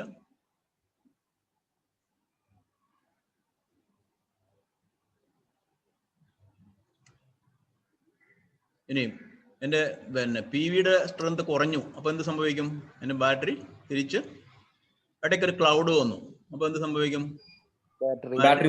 ബാറ്ററി ഡിസ്ചാർജ് ചെയ്യും. യെസ്, ബാറ്ററി അങ്ങനെ എന്തും വേണ്ടം വരെ പോകാൻ പറ്റും. ബാറ്ററി വോൾട്ടേജ് ഒരു ജനറലി ഒരു 1.9 ഒക്കെ എത്തുമ്പോഴത്തേക്ക് ബാറ്ററിയെ പിന്നെ ഡിസ്ചാർജ് ചെയ്യാൻ സമ്മതിക്കത്തില്ല. ബിക്കോസ് ഫർദർ ഡിസ്ചാർജ് കഴിഞ്ഞാൽ ബാറ്ററിയുടെ ലൈഫിന് അഫക്റ്റഡ് ആവും. ഇനി എനിക്ക് ബാറ്ററി രണ്ട് സൈഡിൽ നിന്നും ചാർജ് ചെയ്യാം. എനിക്ക് PV മാത്രമല്ല ബാറ്ററി ചാർജ് ചെയ്യാൻ പറ്റാവുന്ന ബാറ്ററി എനിക്ക് മെയിൻസിൽ നിന്നും ചാർജ് ചെയ്യാം. അതായത് ജസ്റ്റ് ലൈക്ക് നമ്മുടെ ഹോം ഇൻവെർട്ടർ പോലെ. നമ്മുടെ ഹോം ഇൻവെർട്ടറിന്റെ പ്രത്യേകത എന്താ? Normally it function from mains, at the same time it charge the battery. അതായത് നമ്മുടെ ഹോം ഇൻവെർട്ടറിൻ്റെ അകത്ത് ഒരു മോസ്ഫെറ്റ് ബ്രിഡ്ജ് എന്ന് പറയുന്നത് ബൈ ഡയറക്ഷണൽ ബ്രിഡ്ജാണ്. ഒരു ഡയറക്ഷനിൽ ചാർജറായിട്ട് വർക്ക് ചെയ്യും, മറ്റേ ഡയറക്ഷനിൽ ഇൻവെർട്ടറായിട്ട് വർക്ക് ചെയ്യും. അപ്പം ചാർജറായിട്ട് വർക്ക് ചെയ്യുന്ന മോഡിലാണ് ബാറ്ററി ചാർജ് ആവുന്നത്. ബാറ്ററി ഡിസ്ചാർജ് ചെയ്യുന്നത് ഇൻവെർട്ടർ മോഡിൽ. അപ്പൊ അത് തന്നെയാണ് ഇവിടെ സംഭവിക്കുന്നത്. അല്ല, ഇവിടെ കോൺസ്റ്റന്റ് ആംസ് അല്ലേ AC മറ്റേ ഗ്രിഡ് എന്ന് വരുന്നത്? അത് നമ്മൾ സെറ്റ് ചെയ്യുന്ന പോലെ ഇരിക്കാം. Constant charging of a battery is done constant current constant voltage mode. അതായത് ആദ്യം കോൺസ്റ്റന്റ് കറണ്ട് കൊടുത്ത് ബാറ്ററി പർട്ടിക്കുലർ ലെവലിൽ ചാർജ് ആയി കഴിഞ്ഞാൽ പിന്നെ കറണ്ട് അങ്ങോട്ട് കയറുന്ന കുറഞ്ഞു വരും. അപ്പൊ ആ പോയിന്റിൽ വോൾട്ടേജ് കോൺസ്റ്റന്റ് ആവും. ബാറ്ററിയുടെ വോൾട്ടേജ് കോൺസ്റ്റന്റ് ആയിട്ട് നിൽക്കും. That is called constant voltage mode. ഒരു ബാറ്ററി ഫുൾ ഡിസ്ചാർജ് ചെയ്ത ബാറ്ററി അല്ലെങ്കിൽ 50% ഡിസ്ചാർജ് ചെയ്ത ബാറ്ററിക്കകത്ത് നമ്മളെപ്പോഴും ഗ്രിഡിൽ നിന്ന് ചാർജ് ചെയ്തെങ്കിൽ കോൺസ്റ്റന്റ് കറണ്ട് മോഡിൽ ചാർജ് ചെയ്യും. പക്ഷെ നമ്മൾ സോളാറിലാണെങ്കിൽ ഇറ്റ് ഡിപ്പെൻഡ്സ്. സോളാറിൽ ഫോർ എക്സാമ്പിൾ ഓഫ് ഗ്രിഡിലൊക്കെ ആണെങ്കിൽ നമ്മൾ ബാറ്ററി കറണ്ട് സെറ്റ് ചെയ്യില്ലെങ്കിലും ബാറ്ററിക്ക് വേണ്ട കറണ്ട് ഒരിക്കലും അവിടെ നിന്ന് വരാനുണ്ടാകത്തില്ല. പക്ഷെ നിങ്ങൾ ഈ ബാറ്ററിയുടെ എണ്ണം കുറച്ച് കഴിഞ്ഞാൽ it can be there, it can damage the battery also. അത് ഞാൻ പറഞ്ഞത് ബാറ്ററി സൈസിംഗിൽ we will discuss that point. Okay. അപ്പൊ ഇവിടെ നമ്മൾ ബാറ്ററി വോൾട്ടേജ് പർട്ടിക്കുലർ വോൾട്ടേജ് എത്തിക്കഴിയുമ്പോൾ ഇൻവെർട്ടർ കയറി ഓൺ ആവും, ഇൻവെർട്ടർ ലോഡ് സപ്ലൈ ചെയ്യാൻ തുടങ്ങും. ഗ്രിഡ് ഫെയിൽ ആയി എന്ത് പറ്റും? ഗ്രിഡ് ഫെയിൽ ആയി കഴിഞ്ഞാൽ ഇത് നമ്മുടെ ഒരു സാധാരണ നമ്മുടെ ഇൻവെർട്ടർ പോലെ വർക്ക് ചെയ്യണം. സോ ദാറ്റ് ഇവിടെ ലോഡ് ഇന്ററപ്റ്റ് ചെയ്യാൻ പാടില്ല. ബാറ്ററി ഡിസ്ചാർജ് ചെയ്ത് അതുവഴി പോയിക്കൊണ്ടിരിക്കും. അപ്പൊ അത് എവിടം വരെ പോകാൻ പറ്റും? ബാറ്ററിയുടെ കട്ട് വോൾട്ടേജ് വരെ പോകും. ബാറ്ററിയുടെ കട്ട് വോൾട്ടേജ് കഴിഞ്ഞാൽ അത് കട്ട്, പിന്നില്ല, പിന്നെ there is no supply, inverter off ആവും. ഓക്കെ, അപ്പം this is A normal working. വേറെ ഇനി നമ്മൾ ഗ്രിഡ് എക്സ്പോർട്ടിലോട്ട് വരികയാണ്. ഇപ്പൊ എക്സ്പോർട്ട് ആയിട്ടില്ല. ഇപ്പൊ നോർമൽ വർക്കിംഗ് കണ്ടീഷനിൽ ഇരിക്കുകയാണ്. ബാറ്ററി, അതായത് priority is first charge the battery, then feed the load. First charge the battery, feed the load. പിന്നെയും കൂടുതലുണ്ടെങ്കിൽ ഇറ്റ് ഹാസ് ടു, സാധാരണ ഓഫ് ഗ്രിഡ് നമ്മൾ എന്ത് ചെയ്യും? പിന്നെയും കൂടുതലുണ്ടെങ്കിൽ എന്താ ചെയ്യുന്നത്? എനിബഡി? പലപ്പോഴും പല പല കണ്ടീഷനിൽ നമുക്ക് കാണാം. ഉച്ച കഴിഞ്ഞ് 2:30, 3 ചെന്ന് കഴിഞ്ഞ് കഴിഞ്ഞാൽ ബാറ്ററി ഓൾറെഡി ചാർജിലാണ്, ലോഡ് തീരെ കുറവാണ്. എന്താ കണ്ടീഷനാ? പി വിയിലേക്ക് കറണ്ട് വരാനായിട്ട്, ബാറ്ററിയിലേക്ക് കറണ്ട് വരാനായിട്ട് ബാറ്ററി സമ്മതിക്കാൻ പാടില്ല. അപ്പൊ ബാക്കി പവർ എന്ത് ചെയ്യും? ബാക്കി പവർ വേസ്റ്റ് ആണ്. നമ്മൾ ചാർജ് കൺട്രോളറിനകത്ത് ലിമിറ്റ് ചെയ്തിട്ട് പവർ ഇങ്ങോട്ട് വരാൻ സമ്മതിക്കത്തില്ല. So that is wasting. ഈ കേസിൽ അത് വേസ്റ്റ് ചെയ്യാതെ എന്ത് ചെയ്യണം? It will get exported. അതാണ് നമ്മുടെ അടുത്ത സ്ലൈഡ് കാണുന്നത്. അതായത് നമുക്ക് ലോഡ് ഫുള്ള് കൊടുക്കുന്നുണ്ട്, ബാറ്ററി ഫുള്ളി ചാർജ് ആണെങ്കിൽ പിന്നെ മിച്ചം ഉണ്ടെങ്കിൽ ഇറ്റ് വിൽ ഗെറ്റ് എക്സ്പോർട്ടഡ്. അതാണ് ഹൈബ്രിഡ് ഇൻവെർട്ടറിന് നമുക്ക് 100% ലോഡ് കണക്ട് ചെയ്യാൻ പറ്റത്തില്ലല്ലോ. ഹൈബ്രിഡ് ഇൻവെർട്ടറിന്റെ റേറ്റിംഗ് ലോഡ് കണക്ട് ചെയ്യാം. പക്ഷെ നമ്മൾ ആ ഒരു പോയിന്റും നിങ്ങൾക്ക് കൺഫ്യൂസിങ് പോയിന്റ് ആണ്. നിങ്ങൾക്ക് ഒരു ഓഫ് ഗ്രിഡ് ഇൻവെർട്ടർ, ഞാൻ പറഞ്ഞില്ല, ആ പാർട്ടിലെ പോയിന്റ് ഓഫ് വ്യൂവിലെ ഓഫ് ഗ്രിഡ് ഇൻവെർട്ടറും ഹൈബ്രിഡ് ഇൻവെർട്ടറും കറക്റ്റാ. നിങ്ങൾക്ക് ഒരു ഓഫ് ഗ്രിഡ് ഇൻവെർട്ടർ 5 കിലോ നിങ്ങൾ let's mostly watt we are using is 2 kilo watt 3 kilo watt ഇൻവെർട്ടറാ. How many people connect 3 kV inverter വാങ്ങിച്ചിട്ട് 3 kV കണക്ട് ചെയ്യാൻ പറ്റുമോ? എനിബഡി? ഇല്ല. എന്തുകൊണ്ട്? 80% കണക്ട് ചെയ്യാൻ പറ്റും. How many people? 80% of the inverter. എത്ര പേര് 80% കണക്ട് ചെയ്യുന്നുണ്ട്? എത്ര പേര് 60% കണക്ട് ചെയ്യുന്നുണ്ട്? ഈവൻ 80-60 കണ്ടിന്യൂസ് ആയിട്ട് ഓടിക്കാൻ പറ്റുമോ? ഇല്ല, പറ്റത്തില്ല. There is a reason. I will come to that. Let us finish this. അപ്പൊ ഓർത്തിരിക്കുക, ഒന്ന് ബാറ്ററി സൈസിങ്, രണ്ടാമത് നമ്മള് ഇൻവെർട്ടറിന്റെ റേറ്റഡ് ലോഡ്, അല്ലെ how much capacity it can be connected. We have to discuss. ഞാൻ മറന്നു പോകാനുള്ള നിങ്ങൾ ഓർപ്പിക്കുക. Okay, so we say it is a flexible design. Flexible design പറയാൻ കാരണം നമുക്ക് ഇതെല്ലാം ഉണ്ട്. നമുക്ക് ഗ്രിഡിൽ നിന്ന് ഇമ്പോർട്ട് പറ്റും, ഗ്രിഡിൽ നിന്ന് എക്സ്പോർട്ട് പറ്റും. ദിസ് ക്യാൻ വർക്ക് ആസ് പിന്നെ ഓഫ് ഗ്രിഡിനായിട്ട് വർക്ക് ചെയ്യാൻ പറ്റും. This can be UPS work ചെയ്യാൻ പറ്റും. ഈ ഫീച്ചേഴ്സ് എല്ലാം ഉള്ളതുകൊണ്ട് we call it as a flexible design. Okay, grid export നമ്മൾ ഓൾറെഡി കണ്ടു. ഇനി ആന്റി അലൈനിങ്. എന്താ ആന്റി അലൈനിങ്? എനിബഡി? ഓൺ ഗ്രിഡ് നമ്മുടെ ഗ്രിഡ് സപ്ലൈ ഇല്ലാതാവുമ്പോ നമ്മള് ഐലൈനിങ് പോലെ വർക്ക് ചെയ്യാണ്ടിരിക്കാൻ വേണ്ടിട്ട് സാധാ പവർ സിസ്റ്റത്തിലൊക്കെ ഉള്ള പോലെ അലൈനായിട്ട് വർക്ക് ചെയ്യാൻ കുഴപ്പമെന്താ? തിരിച്ച് പവർ കയറി വരാനുള്ള ഒരു സാധ്യത ഉണ്ടാവില്ലേ സാർ, ഇൻവെർട്ടർ ഓഫ് ചെയ്തില്ലെങ്കിൽ? ഓക്കെ, അതല്ലാതെ എന്തെങ്കിലും വേറെ ഡിഫിക്കൽട്ടി ഉണ്ടോ? അതായത് നമ്മുടെ ഒരു ഹ്യൂമൻ സേഫ്റ്റി. അപ്പൊ സാധാരണ നമ്മൾ പവർ സ്വിച്ച് ഓഫ് ചെയ്യുന്നത് നമുക്ക് എന്തെങ്കിലും പിന്നെ മെയിൻ്റനൻസ് ഒക്കെ ഉള്ളപ്പോഴാണ്. അപ്പൊ ആ മെയിൻ്റനൻസ് ഉള്ള ആളിന് ഒരു നമ്മൾ പലപ്പോഴും കേൾക്കാറില്ലേ, ജനറേറ്റർ സപ്ലൈ റിവേഴ്സ് പോയിട്ട് ആള് പിന്നെ ലൈനിൽ നിന്ന് തട്ടിപ്പോയെന്ന് കേൾക്കാറില്ലേ? സേഫ്റ്റി. അതർ ദാൻ ദാറ്റ് ഇനി വേറെ എന്തെങ്കിലും ഇഷ്യൂസ് ഉണ്ടോ? പക്ഷെ അത് മീറ്ററിന് തിരിച്ചു പോവില്ല എന്നാണല്ലോ കേൾക്കണത്. മീറ്ററിന്ന് ജനറേറ്ററിന്റെ സപ്ലൈ കണക്ഷൻ കൊടുത്താൽ മീറ്ററിന്ന് റിവേഴ്സ് പോവില്ലല്ലോ കറണ്ട്. പിന്നെ എങ്ങനെയാ ലൈനിലേക്ക് കയറുക? അത് നിങ്ങൾ മറ്റേ റിവേഴ്സ് റിലേ പ്രൊട്ടക്ഷൻ ഉണ്ടല്ലേ, അത് ഇതുമായിട്ട് ബന്ധമില്ല. നമ്മൾ പറഞ്ഞ അതല്ല. ഈ ഇൻവെർട്ടർ, ഈ നമ്മുടെ ഈ സോളാർ ഇൻവെർട്ടർ ബന്ധപ്പെട്ട ഒരു കാര്യമല്ല. സാധാരണ നമ്മൾ പലപ്പോഴും കേൾക്കാറില്ല, ലൈനിൽ ആള് മെയിൻ്റെനൻസ് ചെയ്തുകൊണ്ടിരുന്നപ്പോഴത്തേക്ക് എവിടെയോ ജനറേറ്റർ സപ്ലൈ തിരിച്ച് ലൈനിൽ കയറി ആള് തട്ടിപ്പോയെന്ന് കേട്ടിട്ടില്ലേ? അതെങ്ങനെയാ സംഭവിക്കണമെന്ന് മനസ്സിലാവണില്ല.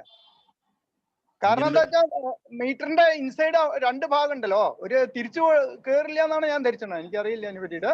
മീറ്റർ സാധാരണ ഒരു മീറ്റർ എന്ന് പറഞ്ഞു കഴിഞ്ഞാൽ it can run only one direction. But supply ഒരിടത്ത് കൊടുത്ത് അപ്പുറം ഇപ്പുറത്ത് കൊടുത്ത് അപ്പുറം പോകും. അല്ല, അത് തിരിച്ചു കൊടുത്താൽ മാത്രമല്ലേ പോവുള്ളൂ, അല്ലാതെ പോവില്ലല്ലോ. അല്ല പക്ഷേ അതായത് നമ്മുടെ വീട്ടിലിരിക്കുന്ന ഇൻവെർട്ടർ സപ്പോസ് മെയിൻസ് പിന്നെ ഫെയിൽ ആകുമ്പോഴത്തേക്ക് എന്താ സംഭവിക്കുന്നത്? മെയിൻസിൽ നിന്നുള്ള കണക്ഷൻ കട്ടായിട്ടാണ് നമ്മുടെ ബാക്കി പിന്നെ സപ്ലൈ നമ്മുടെ വീടുകളിലേക്ക് പോകുന്നത് അല്ലേ? സപ്പോസ് മീറ്ററുമായിട്ട് ഒരു ബന്ധമില്ല. അതായത് എല്ലാ ഇൻവേർട്ടറിനും നമുക്കൊരു മെയിൻസ് കണക്ഷൻ റിലേ ഉണ്ട്, കോൺട്രാക്ടർ ഉണ്ട്. ചെറിയ ഇൻവേർട്ടർ ഒക്കെ ആകുമ്പോൾ റിലേ ആണ്. ആ റിലേ വഴി ആണ് മെയിൻസ് ഇങ്ങോട്ട് സപ്ലൈ വരുന്നത്. അപ്പൊ മെയിൻസ് പോയി കഴിഞ്ഞാൽ ഉടൻ അത് മെയിൻസ് പർട്ടിക്കുലർ വോൾട്ടേജ് താഴെ പോയി കഴിഞ്ഞാൽ റിലേ കട്ടാവും. സോ ദാറ്റ് നമ്മുടെ ഇൻവേർട്ടർ ഓൺ ആയ ആ ഇൻവേർട്ടർ റിവേഴ്സ് പോകാതിരിക്കാൻ വേണ്ടിയാണ് കട്ടാവുന്നത്. സപ്പോസ് ആ റിലേ കട്ടാവുന്നില്ല, due to some reason or other, ആ റിലേ അങ്ങ് വെൽഡായിരിക്കാന്ന് വെച്ചു, കോണ്ടാക്ട് വെൽഡായിരിക്കും, എന്ത് സംഭവിക്കും? ഈ ഇൻവേർട്ടർ സപ്ലൈ റിവേഴ്സ് പോകാം. ബട്ട് ജനറലി ഒരു എല്ലാ ഇൻവെർട്ടറിനും തിരിച്ചു കയറി പോണ്ടേ? എവിടെയും കയറി പോണതായി കേട്ടിട്ടില്ല. കേട്ടിട്ടില്ലെന്നോ? മീറ്ററിന്റെ ഔട്ടിലേക്ക് വരില്ല എന്നാണ് ഞാൻ ധരിച്ചത്. മീറ്ററിന്റെ അങ്ങനെ മീറ്ററുമായിട്ടൊരു ബന്ധമില്ല. അത് ഞാൻ പറഞ്ഞുതരാം എന്താണെന്നുള്ളത്.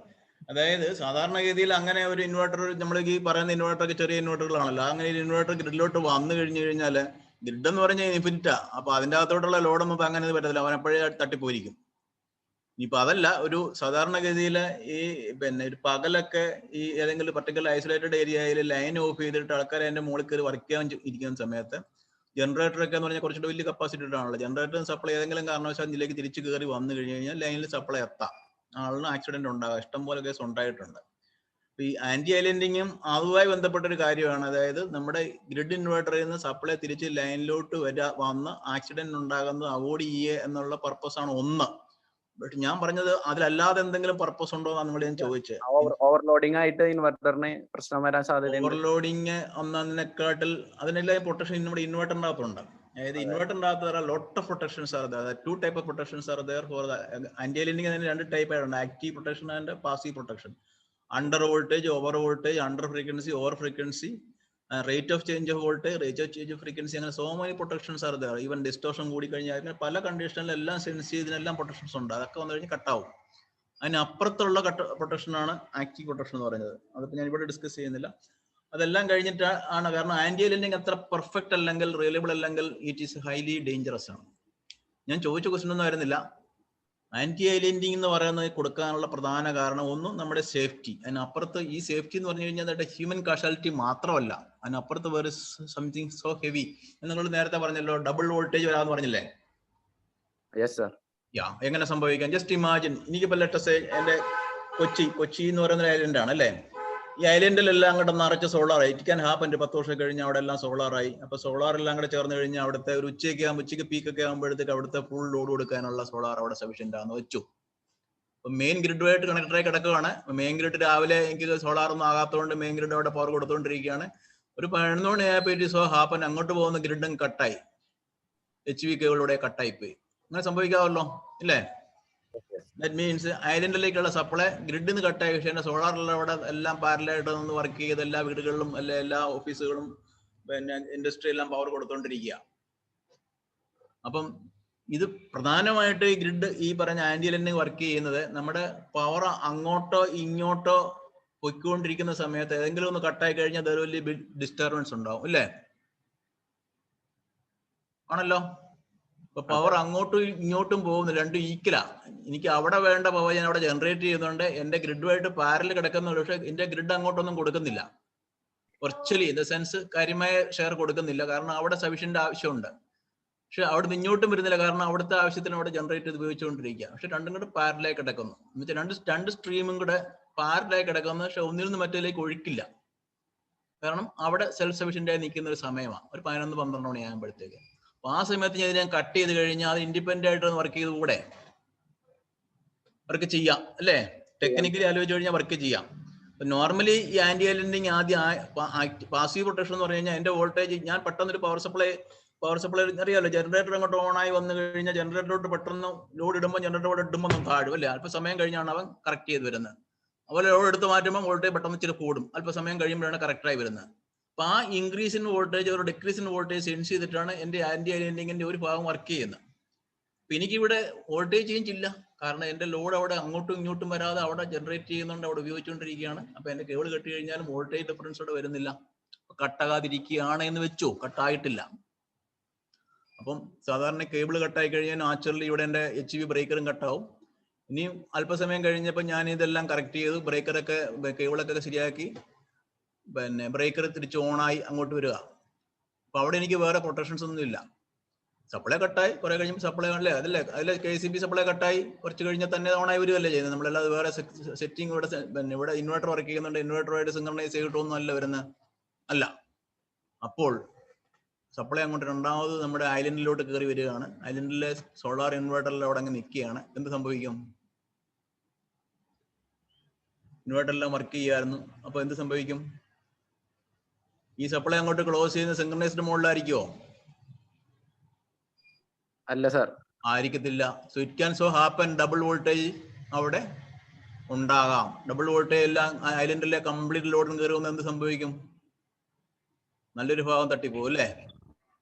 So that is the most important danger. That is why anti islanding is so perfect ആയിരിക്കണം എന്ന് പറയുന്നത്. ആന്റി ഐലൻഡിങ് വർക്കിംഗ് എന്നുള്ളത് one of the most important thing ആണ് ഗ്രിഡ് കണക്റ്റഡ് ഇൻവേർട്ടറിൽ. അൺലെസ് അതർവൈസ് ഇനിയിപ്പോൾ ഫ്യൂച്ചറിൽ ഇപ്പം നിങ്ങൾക്കറിയാം, ഇതൊന്നും കൂടാതെ ഇപ്പോൾ ഫ്യൂച്ചർ സംഭവിക്കാൻ പോകുന്നത് നമുക്കൊരു എവിടെയെങ്കിലും സോളാർ ഇൻവേർട്ടറും നമ്മുടെ സ്കാഡയായിട്ട് കമ്മ്യൂണിക്കേറ്റ് ചെയ്യുന്ന ഒരു സംവിധാനം വരും. അപ്പൊ നമുക്ക് എവിടെയെങ്കിലും പവർ സപ്ലൈ ഇന്ററപ്ഷൻ ഉണ്ടായി കഴിഞ്ഞു കഴിഞ്ഞാൽ സ്കാഡയിൽ നിന്ന് സിഗ്നൽ സോളാർ ഇൻവേർട്ടറിൽ ഡയറക്റ്റ് ആയിട്ട് പോകും. ട്രിപ്പ് ആക്കണമെങ്കിൽ ട്രിപ്പ് ആവും. അതായത് inverter can check the mains synchronise ചെയ്യാം ഇൻവേർട്ടറിന്, ബട്ട് തിരിച്ചു പറ്റത്തില്ല. മെയിൻസ് ഇൻവേർട്ടർ ചെക്ക് ചെയ്തിട്ട് മെയിൻസിന് ഇൻവേർട്ടർ സിങ്ക് ചെയ്യാൻ പറ്റത്തില്ല. പറ്റുമോ? ഇല്ല. അപ്പം ഇൻവേർട്ടർ തന്നെ ട്രിപ്പായി മാറി നിൽക്കണം, എന്നിട്ട് തിരിച്ച് അത് ഓണായി സിങ്ക് ചെയ്ത് കയറി വരണം. So that is importance of anti islanding. അത് നിങ്ങൾക്ക് മനസ്സിലാക്കാൻ വേണ്ടിയിട്ട് ഞാൻ പറഞ്ഞു, അത്ര അങ്ങനെ പറഞ്ഞത്. I don't know whether it was clearly understood or not. Okay, ഞാൻ നേരത്തെ പറഞ്ഞതിനെ സെയിം കാര്യങ്ങൾ തന്നെ വേറൊരു രീതിയിൽ ഞാൻ റിപ്പീറ്റ് ചെയ്യുകയാണ്. ഞാനിപ്പോൾ ഐ തിങ്ക് എനിക്ക് പറയാനുള്ള സോളാർ ഹൈബ്രിഡ് ഇൻവേർട്ടറിന്റെ ഫംഗ്ഷനും അതിന്റെ ഡിഫറെന്റ് മോഡ്സ് ഓഫ് ഓപ്പറേഷൻ ഞാൻ പറഞ്ഞു കഴിഞ്ഞു. ഇതിനൊരു ക്ലാരിറ്റി കിട്ടാൻ വേണ്ടിയിട്ടാണ് ഞാൻ ഇങ്ങനെ കാണിച്ചിരിക്കുന്നത്. ഇതാണ് നമ്മുടെ ഒരു സോളാർ ഹൈബ്രിഡ് ഇൻവേർട്ടറിന്റെ കണക്ഷൻ. ഇവിടെ ലോഡിലേക്ക് സെപ്പറേറ്റ് കണക്ഷൻസ് ഉണ്ട്, ഗ്രിഡിന് സെപ്പറേറ്റ് കണക്ഷൻസ് ഉണ്ട്. ബാറ്ററിയും ബി പി കണക്ഷൻ വേറെ ഇപ്പോൾ സെപ്പറേറ്റ് കാണിച്ചിട്ടില്ല. ഒരു ഗ്രിഡ് കണക്റ്റഡ് ഇൻവേർട്ടറിലാണ് ഇങ്ങനെ സെപ്പറേറ്റ് കണക്ഷൻ ഉണ്ടാവില്ലല്ലോ. ഗ്രിഡ് കണക്റ്റഡ് ഇൻവേർട്ടറിലാണെങ്കിൽ എൻ്റെ ലൈൻ തന്നെ ഉള്ളൂ. ആ ലൈൻ തന്നെയാണ് അകത്ത് കട്ടാവും. അത് അകത്ത് ഒരു കോൺട്രാക്ടർ വഴി റിലേ വഴി കയറി പോകുന്നത്, അത് കട്ടാവും. അവിടെ തന്നെ ഈ ലോഡുകൾ ഇങ്ങനെ ഉണ്ടാവും. ഇതെന്ന് പറഞ്ഞു കഴിഞ്ഞാൽ ഈ സാധാരണ AC ലോഡ്, ഇത് കണ്ടോ ബാക്കപ്പ് പവർ ആണ്, ബാക്കപ്പ് ക്രിട്ടിക്കൽ ലോഡാണ്. അങ്ങനെയുള്ളത് മാത്രം ഇവിടെ കണക്ട് ചെയ്യുന്നത്, എല്ലാ ലോഡും ഇവിടെ കണക്ട് ചെയ്യത്തില്ല. ബാക്കപ്പ് ആവശ്യമുള്ള ലോഡ് മാത്രം. പിന്നെ ഓഫ് ഗ്രിഡ് ഇൻവേർട്ടർ ആണെങ്കിലോ ഇവിടെ ഇതുപോലെ തന്നെ only thing I have battery also. ഇപ്പോൾ ഹൈബ്രിഡിന്റെ അകത്തും ബാറ്ററി ഉണ്ടെങ്കിൽ ഇത് കാണിച്ചിട്ടുള്ളതേ ഉള്ളൂ. അപ്പോൾ this is the connection for the hybrid inverter. പിന്നെ ഓപ്പറേഷൻ മോഡിൽ എനിക്ക് ഇറ്റ് ഡിപ്പെൻഡ്സ് അപ്പോൺ മാനുഫാക്ചർ. എനിക്ക് പല മോഡ് സെലക്ട് ചെയ്യാം. ഞാനൊക്കെ എനിക്ക് self consumption, peak cut, selling first, charge first എന്നൊക്കെ പറഞ്ഞു കഴിഞ്ഞാൽ ഈ നമ്മളിപ്പോൾ കാണുന്ന ഒരു സിസ്റ്റം അല്ല കുറെ വർഷങ്ങൾ കഴിഞ്ഞാൽ സംഭവിക്കാൻ പോകുന്നത്. അതായത് electricity will get more or less privatized. ഇപ്പം ഈ നമ്മൾ അല്ല ഒരു പ്രോസ്യൂമർ എന്ന് പറയും, ഇപ്പം നമ്മൾ കൺസ്യൂമർ എന്നല്ലേ പറയുന്നത്. നമ്മൾ നമ്മുടെ വീടിന്റെ മുകളിൽ സോളാർ ജനറേറ്റ് ചെയ്ത് നമ്മൾ സ്വന്തം ഉപയോഗത്തിന് ഉപയോഗിക്കും. നമ്മൾ പ്രൊഡ്യൂസ് ചെയ്യുകയും ചെയ്യും, കൺസ്യൂം ചെയ്യുകയും ചെയ്യും. That is why we are called a consumer. ഇത് നമുക്ക് ആവശ്യമുള്ള ആൾക്കാർക്ക് വിൽക്കാൻ പറ്റും. ഇപ്പം നമുക്ക് വിൽക്കാൻ അലൗഡ് അല്ല, KICB വഴി പോകാൻ പാടുള്ളൂ. പക്ഷെ കുറെ വർഷങ്ങൾ കഴിഞ്ഞാൽ ഡീസൈൽ ലൈസൻസിങ് ആയി കഴിഞ്ഞാൽ നമുക്ക് വിൽക്കാം, നമുക്ക് വാങ്ങിക്കാം, നമുക്ക് വിൽക്കാം. പല കമ്പനികളുണ്ടാവും. പല കമ്പനികളിൽ നിന്ന് നമുക്ക് ഏത് കമ്പനിയാണോ നല്ല വില തരുന്നത് അവർക്ക് കൊടുക്കാം, അല്ലെങ്കിൽ പല കമ്പനികൾ ആരാണ് ചീപ്പായിട്ട് തരുന്നത് അവർക്ക് വാങ്ങിക്കാം. ഈ ഫെസിലിറ്റികളെല്ലാം over a period of time ഉണ്ടാവും. ഇതെല്ലാം പുറത്തിപ്പോൾ അവൈലബിൾ ആണ്. അപ്പൊ അവർക്ക് വേണ്ടിയിട്ടാണ് ഈ സെറ്റിംഗ്സ് എല്ലാം. ഇതൊക്കെ MNC ഇൻവെർട്ടറുകളിലാണ് ഈ സെറ്റിംഗ്സ് എല്ലാം ഉണ്ടാകുന്നത്. എപ്പം കട്ട് ചെയ്യാം, എപ്പം വേണം എന്നൊക്കെ അതിനകത്ത് നമുക്ക് മോഡ് സെലക്ട് ചെയ്ത് സെറ്റ് ചെയ്ത് ഉപയോഗിക്കാം ഹൈബ്രിഡ് ഇൻവെർട്ടറിൽ. Okay, so this is a hybrid inverter. ഞാൻ നേരത്തെ കാണിച്ചത് ഡിഫറെൻ്റ് ആയിട്ടുള്ള ഇതൊരു വാൾ മൗണ്ടഡ് ടൈപ്പ് ആണ്. നമ്മുടെ ഗ്രിഡ് കണക്റ്റഡ് ഇൻവെർട്ടർ പോലെ തന്നെ ഇതിനകത്ത് ദർ ഈസ് നോ വലിയ ട്രാൻസ്ഫോമർ അതുപോലത്തെ ഇല്ല. ഇത് basically you can say is transformerless but still hybrid. അപ്പോൾ ഇവിടെ നോക്കിക്കേ, ആരോ 2 ഡയറക്ഷനിലുണ്ട്. Battery can charge, discharge. Solar ഒരു ഡയറക്ഷനേ ഉള്ളൂ, ഇങ്ങോട്ട് വരാൻ പറ്റത്തുള്ളൂ. ഇവിടെ രണ്ട് ഡയറക്ഷൻ ഉണ്ട് ആരോ, അതായത് ഗ്രിഡിൽ നിന്ന് ഇൻവെർട്ടറിലോട്ട് വരാം, പോകാം, ഇമ്പോർട്ടും ചെയ്യാം, എക്സ്പോർട്ടും ചെയ്യാം. പിന്നെ ലോഡിന് സെപ്പറേറ്റ് പോയിന്റ് ഉണ്ട്. Okay, so what is this? ഇത് നിങ്ങൾ ക്രിട്ടിക്കലായിട്ട് ഓർത്തിരിക്കേണ്ട ഒരു പോയിന്റ് ആണ്. നമ്മുടെ ഈ മലയാളത്തിൽ റാ പോലിരിക്കുന്ന എന്തുവാ? ആരെങ്കിലും ഒന്ന് പറഞ്ഞേ, ഇതെന്താ? What is this? രാവിലെ 7 മണി മുതൽ വൈകിട്ട് 7 വരെയാണ്, ഉച്ചയ്ക്കാണ് ഏറ്റവും highest value. What is this? Power curve. അത് സോളാറിന്റെ ജനറേഷൻ ആണ്. എക്സാക്ട്ലി ഇങ്ങനൊന്നും ഇരിക്കത്തില്ല, exactly but more or less ഇങ്ങനെ ഇരിക്കുന്നത്. അപ്പൊ അതിന്റെ താഴെ കാണുന്ന കർവാണ് നമ്മുടെ ഈ ഒരു ബ്ലൂ ഡോട്ടർ ലൈന് കാണിക്കുന്നതാണ് ലോഡ് കർവ്. അതായത് ടിപ്പിക്കലി ഒരു പവർ സിസ്റ്റത്തിന്റെ ജനറേഷനും പവർ സിസ്റ്റത്തിന്റെ കൺസംഷനും ലോഡും ഈക്വലൈസ് ചെയ്യണം, മാച്ച് ചെയ്ത് നിൽക്കണം. മാച്ച് ചെയ്ത് നിന്നിലേക്ക് എന്ത് പറ്റുമെന്ന് പറഞ്ഞു കഴിഞ്ഞാൽ ലോഡ് കുറഞ്ഞു കഴിഞ്ഞാൽ വോൾട്ടേജ് കൂടും, ലോഡ് കൂടി കഴിഞ്ഞാൽ വോൾട്ടേജ് കുറയും. അത് കറക്റ്റ് ചെയ്യുന്ന രീതിയിൽ പവറിനെ അഡ്ജസ്റ്റ് ചെയ്യാൻ പറ്റണം. ഗ്രിഡ് എന്ന് പറഞ്ഞു കഴിഞ്ഞാൽ ഇൻഫിനിറ്റ് ആയതുകൊണ്ട് അതിന് അതിൻ്റെതായ കപ്പാസിറ്റി ഉണ്ട്. നമ്മുടെ ചെറിയ സിസ്റ്റത്തിലൊക്കെ കൊണ്ട് കണക്ട് കഴിഞ്ഞ് കഴിഞ്ഞാൽ നിങ്ങൾക്ക് അറിയാമല്ലോ, ജനറേറ്റർ ഒരു 50 kV ജനറേറ്ററിൽ 60 kV ആണെങ്കിൽ എന്ത് പറ്റും, ആദ്യം വോൾട്ടേജ് കുറയും, എന്നിട്ട് പിന്നെ ട്രിപ്പ് ആവും അല്ലേ. അതുപോലെ ഞാനിപ്പോൾ ഒരു 50 kV ജനറേറ്ററിൽ 50 kW 50 kV റൺ ചെയ്തുകൊണ്ട് പെട്ടെന്ന് 30 kV ഓഫ് ചെയ്യാൻ എന്ത് പറ്റും, വോൾട്ടേജ് പെട്ടെന്ന് ഇൻക്രീസ് ചെയ്തിട്ട് അല്പ സമയം എടുത്ത് കൺട്രോൾ ചെയ്യും, അതിൻ്റെ ഇന്റേണൽ കൺട്രോൾ വർക്ക് ചെയ്തിട്ട്. അപ്പൊ എപ്പോഴും ഒരു പവർ സിസ്റ്റത്തിന് ലോഡും ജനറേഷനും മാച്ച് ചെയ്ത് പോകണം. അതൊരു കമ്പൽസറി. നിങ്ങൾ ഓർക്കുന്നുണ്ടോ, കഴിഞ്ഞ ഏപ്രിലല്ലായിരുന്നു നമ്മുടെ light of, central government declare ചെയ്ത ലൈറ്റ് ഓഫ് ഇല്ലായിരുന്നോ? ആൾക്കാര് രാത്രി 9 മണിയാകുമ്പോഴത്തേക്ക് ലോഡൊക്കെ ഓഫ് ചെയ്യണമെന്ന് പറയുന്ന സിസ്റ്റം ഓർമ്മയുണ്ടോ? അതെ അതെ, ഭയങ്കര ഗ്രിഡ് ഫെയിൽ ആയില്ലേ സർ? അതല്ല, അത് ഗ്രിഡ് ഫെയിൽ ആക്കിയല്ല, നമ്മൾ അത്രയും സമയത്തേക്ക് പവർ കുറയ്ക്കാൻ വേണ്ടിയിട്ട് പല വലിയ പവർ പ്ലാന്റുകളൊക്കെ ആ സമയത്തേക്ക് ഓഫ് ചെയ്തു. അത് ചുമ്മാ അല്ലാണ്ട് പിടിച്ച് ഓഫ് ചെയ്യല്ലേ ചെയ്യുന്നത്, അതൊരു സീക്വൻസിലി ഓഫ് ചെയ്ത് സീക്വൻസിലി ഓൺ ചെയ്ത്. അതായത് നമുക്കൊരു തെർമൽ പവർ പ്ലാന്റ് ഒക്കെ പെട്ടെന്ന് ഓഫ് ചെയ്യാൻ പറ്റത്തില്ല, അതിന് ടൈം എടുക്കണം. ബിക്കോസ് അതിന്റെ കൂളിംഗ് വന്നിട്ട് അതുപോലെ തിരിച്ച് തെർമൽ പവർ പ്ലാന്റ് പെട്ടെന്ന് പവർ കൂട്ടാനും പറ്റത്തില്ല. കോള്, സ്റ്റീം, ഇതിന്റെ ജനറേഷൻ എല്ലാം വന്നൊരു പർട്ടിക്കുലർ ടൈം എടുക്കും. പക്ഷേ ഹൈഡ്രോയ്ക്കകത്താണ് പെട്ടെന്ന് പവർ കൂട്ടുകയോ കുറയ്ക്കുകയോ ചെയ്യുക, കാരണം ഫ്ലോ കൺട്രോൾ ചെയ്താൽ മാത്രം മതി. അതുപോലെ നമ്മുടെ ഇൻവേർട്ടറിലൊക്കെ ആണെങ്കിൽ there is no time. In no time you can power on ചെയ്യുകയോ ഓഫ് ചെയ്യുകയോ കൂട്ടുകയോ കുറയ്ക്കുകയോ ചെയ്യാം. Only thing within the capability. Okay, അപ്പൊ ഇവിടെ ഈ കാണിച്ചിരിക്കുന്നത് ഇത് നമ്മുടെ ലോഡ്, ഇത് നിങ്ങളുടെ ജനറേഷൻ. അപ്പൊ ഇവിടെ എക്സസ് ഉണ്ട് അല്ലേ. അപ്പൊ ഡേ ടൈമില് ഈ വീട്ടില് അല്ലെ ഈ ഓഫീസില് ഇത്രയും പവർ, ഈ കാണിക്കുന്ന വൈറ്റ് പാർട്ട് പവർ സോളാറിൽ നിന്ന് പോകും. ബാക്കി എന്തെടുക്കണം, ബാറ്ററിയിലോട്ട് പോകും അല്ലേ. അതാ കാണിച്ചിരിക്കുന്നത് ബാറ്ററി, ഇതല്ലേ ബാറ്ററി കാണിച്ചിരിക്കുന്നത്. ഈ ഗ്രീൻ കളർ കാണിക്കുന്നത് ബാറ്ററി ചാർജ് ചെയ്യുകയാണ് ചെയ്യുന്നത്. My first priority is battery charging. ഈ ബാറ്ററി ചാർജ് ചെയ്തിട്ട് ഇത്രയും ഈ പവർ മുഴുവൻ ബാറ്ററി ചാർജ് ചെയ്യും. ഇതാണ് നമ്മുടെ ഓഫ് ഗ്രിഡ് സംഭവിക്കുന്നത്. വീട്ടിലെ പവർ കൊടുത്തതിന്റെ ബാക്കി മുഴുവൻ അത് ബാറ്ററി കയറും, വൈകിട്ട് തിരിച്ച് ബാറ്ററി ഡിസ്ചാർജ് ചെയ്യും. ഇതാണ് ഒരു സെൽഫ് കൺസേൺ എന്ന് പറയുന്നതാണ്. ഓക്കെ, ഇനി പീക്ക് കട്ട് മോഡ്. അപ്പൊ ഇതും ഇവിടെ ഞാൻ നേരത്തെ കാണിച്ചത് ഈ ഡയറിയൊക്കെ അതേപോലെ തന്നെ ബാറ്ററി, ഗ്രിഡ്, 2 ഡയറക്ഷനും അല്ല അതുപോലെ തന്നെ, വ്യത്യാസമൊന്നുമില്ല. ഇവിടെ സംഭവിക്കുന്നത് എന്തോ, ഇവിടെ എക്സസ് പവർ എന്ത് ചെയ്യും, നമുക്ക് ഇവിടെ ഒരു യെല്ലോ ലൈൻ കാണുന്നില്ലേ. അതായത് നിങ്ങൾക്കൊക്കെ അറിയാമായിരിക്കും, സ്മാർട്ട് മീറ്റർ ഇപ്പൊ കേൾക്കാൻ തുടങ്ങിയല്ലോ അല്ലേ. കുറച്ച് വർഷങ്ങൾ കഴിഞ്ഞ്, അധികം വർഷമൊന്നും വേണ്ട, എല്ലാവരുടെയും വീട് സ്മാർട്ട് മീറ്റർ ആവും. ഈ സ്മാർട്ട് മീറ്ററിൽ നമ്മൾ പ്രീ പ്രോഗ്രാംഡ് ആയിട്ട് പേയ്മെന്റ് കൊടുത്തിട്ട് അത്രയും പവർ എടുക്കുന്ന സംവിധാനമായിരിക്കാം. ഇപ്പൊ സ്മാർട്ട് മീറ്റർ നമുക്ക് സെറ്റ് ചെയ്യാം, ഞാൻ ഇത്രയും പവർ എടുക്കത്തുള്ളൂ, അതിന് മുകളിൽ പവർ എടുത്തു കഴിഞ്ഞാൽ കട്ടായി പോവാം. ഇതൊക്കെ വെസ്റ്റേൺ കൺട്രീസിൽ ഓൾറെഡി ഉള്ളതാണ്. നമ്മൾ ഓൾറെഡി സെറ്റ് ചെയ്തിരിക്കുന്ന പവർ കൂടുതൽ എടുക്കാൻ പാടില്ല. എടുത്തു കഴിഞ്ഞു കഴിഞ്ഞാൽ ഏതൊരു പെനാൽറ്റി ഉണ്ടാവും, അല്ലെങ്കിൽ കട്ടാവും, പല പല റീസൺസിങ് ഉണ്ടാകാം. അപ്പൊ ഞാനിവിടെ സെറ്റ് വെച്ചിരിക്കുക, എനിക്ക് ഇത്രയും പവറേ എടുക്കാവുള്ളൂ. അതായത് ഇപ്പൊ നമുക്ക് അറിയാമല്ലോ, HT കൺസ്യൂമറിനൊക്കെ പിന്നെ ഡിമാൻഡ് അനുസരിച്ചിട്ട് ഡിമാൻഡ് ചാർജ്, ഫിക്സഡ് ചാർജ് വേറെ ഉണ്ടല്ലേ, എനർജി ചാർജ് മാത്രമല്ല. അപ്പൊ ഡിമാൻഡ് കൂടി കഴിഞ്ഞാൽ ചാർജും കൂടും. അപ്പൊ ഞാൻ ഡിമാൻഡ് ഇവിടെ സെറ്റ് വെച്ചിരിക്കുക, ഇത് കൂടാൻ പാടില്ല. അപ്പം ഈ ബാക്കി എനിക്ക് എക്സസ് ലോഡ് ആവശ്യം വന്നു. അപ്പൊ എന്ത് ചെയ്യും, ഞാൻ ബാറ്ററി പിടിച്ച് എന്റെ ഇൻവേർട്ടർ ഞാൻ പിടിച്ച സൈമൾട്ടേനിയസ്ലി ഓൺ ആക്കി എക്സസ് പവറിനെ ഞാൻ അതിന്റെ പീക്കിനെ ആവശ്യത്തിൽ കൂടെ വന്ന് പീക്കിനെ ഞാൻ ഇൻവേർട്ടറിൽ നിന്ന് എടുത്തു. അപ്പൊ ഞാൻ ഡിസ്കോമിൽ നിന്നല്ല KCB ഞാൻ എക്സസ് പവർ എടുത്തില്ല. അപ്പൊ ഞാൻ എന്റെ പീക്ക് ഡിമാൻഡിനെ ലിമിറ്റ് ചെയ്തു. അപ്പം ഞാൻ എന്റെ എക്സസ് പവറിനെ ഞാൻ ബാറ്ററി ചാർജ് ചെയ്ത് വെച്ചിട്ട് എനിക്ക് പീക്ക് ഡിമാൻഡ് പിന്നീട് നൈറ്റിൽ പീക്ക് ഡിമാൻഡിൽ എന്റെ ഓൾറെഡി സെറ്റ് ലെവൽ കൂടുതൽ വന്നപ്പോൾ ഞാൻ അതൊന്നും എടുത്തു. That is what is peak cut mode. I am saving money here. ഇത് ഞാൻ റിപ്പീറ്റ് കാണിക്കുന്ന അതിന്റെ ആ ഒരു ഫംഗ്ഷനിങ് ഓർമ്മ വയ്ക്കാൻ വേണ്ടിയിട്ടാണ്. ഈ പാർട്ട് ഈസ് സെയിം. ഇവിടെ ഞാൻ പറയാൻ പോകുന്നത് സെല്ലിംഗ് ഫസ്റ്റ് മോഡാണ്. അതായത് ഈ നമുക്കിപ്പോ ഇവിടെ ഇല്ല, ബട്ട് വെസ്റ്റേൺ കൺട്രീസിലൊക്കെ ഉണ്ട്, നമുക്ക് ഇവിടെ വരാം. അതായത് നമുക്ക് വേണമെങ്കിൽ ഈ പവറിനെ സ്റ്റോർ ചെയ്ത് വെക്കാം അല്ലേ. എനിക്ക് സോളാർ ഉണ്ട്, ബാറ്ററി ഉണ്ട്, പവറിനെ സ്റ്റോർ വെച്ചിട്ട് എനിക്ക് വിൽക്കാം. ഫോർ എക്സാമ്പിൾ നിങ്ങൾക്ക് അറിയാമല്ലോ, ഇലക്ട്രിക് വെഹിക്കിളിൽ ഇപ്പം അപ്രോക്സിമേറ്റ്ലി 30 യൂണിറ്റ് 40 യൂണിറ്റ് ഒക്കെ ബാറ്ററി ഉണ്ട്. അത് ഒരാഴ്ച പലപ്പോൾ നമ്മുടെ ഒരു ഹോം കൺസംഷൻ മാത്രമാണെങ്കിൽ, അതായത് ഒരു ലോക്കൽ ഓട്ടം മാത്രമാണെങ്കിൽ 300 കിലോമീറ്റർ റേഞ്ച് എന്ന് പറഞ്ഞു കഴിഞ്ഞാൽ ഒരാഴ്ച അല്ലാതെ കൂടുതലൊക്കെ ഓടാനുള്ളതായി. പക്ഷെ എനിക്ക് ദിവസവും ബാറ്ററിയും ചാർജ് ചെയ്യാമല്ലോ. എനിക്ക് സോളാർ പവർ എൻ്റെ റൂഫിലുണ്ടെങ്കിൽ I can charge the battery and വെറുതെ ഉപയോഗിക്കാതിടാതെ I can sell it back. ഈ കാറിന്ന് ചാർജ് ചെയ്യുന്നതും ഞാൻ നേരത്തെ പറഞ്ഞ പോലെ ബയോഡൈവേഷണൽ, അതായത് grid to vehicle, vehicle to grid എന്ന് പറഞ്ഞ കൺസെപ്റ്റിലാണ് വരാൻ പോകുന്നത്.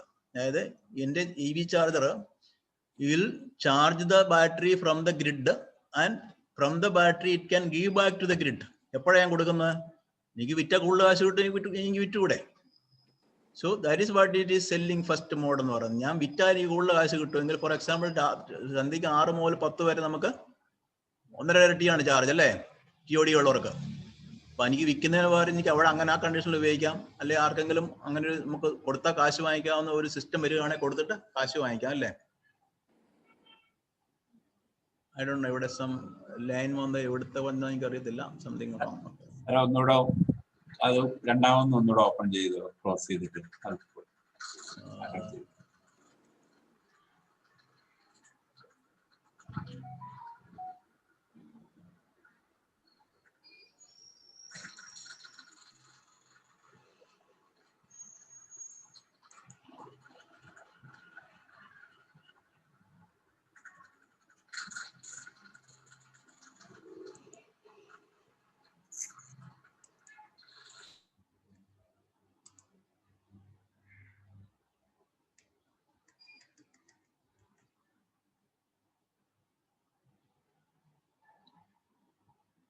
കാണുന്നുണ്ടല്ലോ അല്ലേ? ഹലോ, കാണാം സർ, കാണാം. Okay. So selling first mode എന്ന് പറഞ്ഞാൽ അതാണ്. സോ എനിക്ക് സെല്ല് ചെയ്യാം. രാത്രിയിലെ പീക്ക് എനിക്ക് കൊടുത്തു കഴിഞ്ഞാൽ കൂടുതൽ കാശ് കിട്ടുന്ന ഒരു ആവശ്യം ഉണ്ടെങ്കിൽ ഞാൻ നേരത്തെ എൻ്റെ സോളാറിൽ നിന്ന് ചാർജ് ചെയ്ത് വെച്ച് I sell at higher price.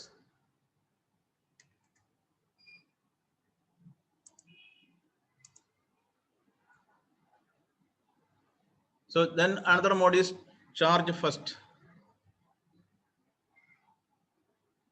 Okay, so charge first.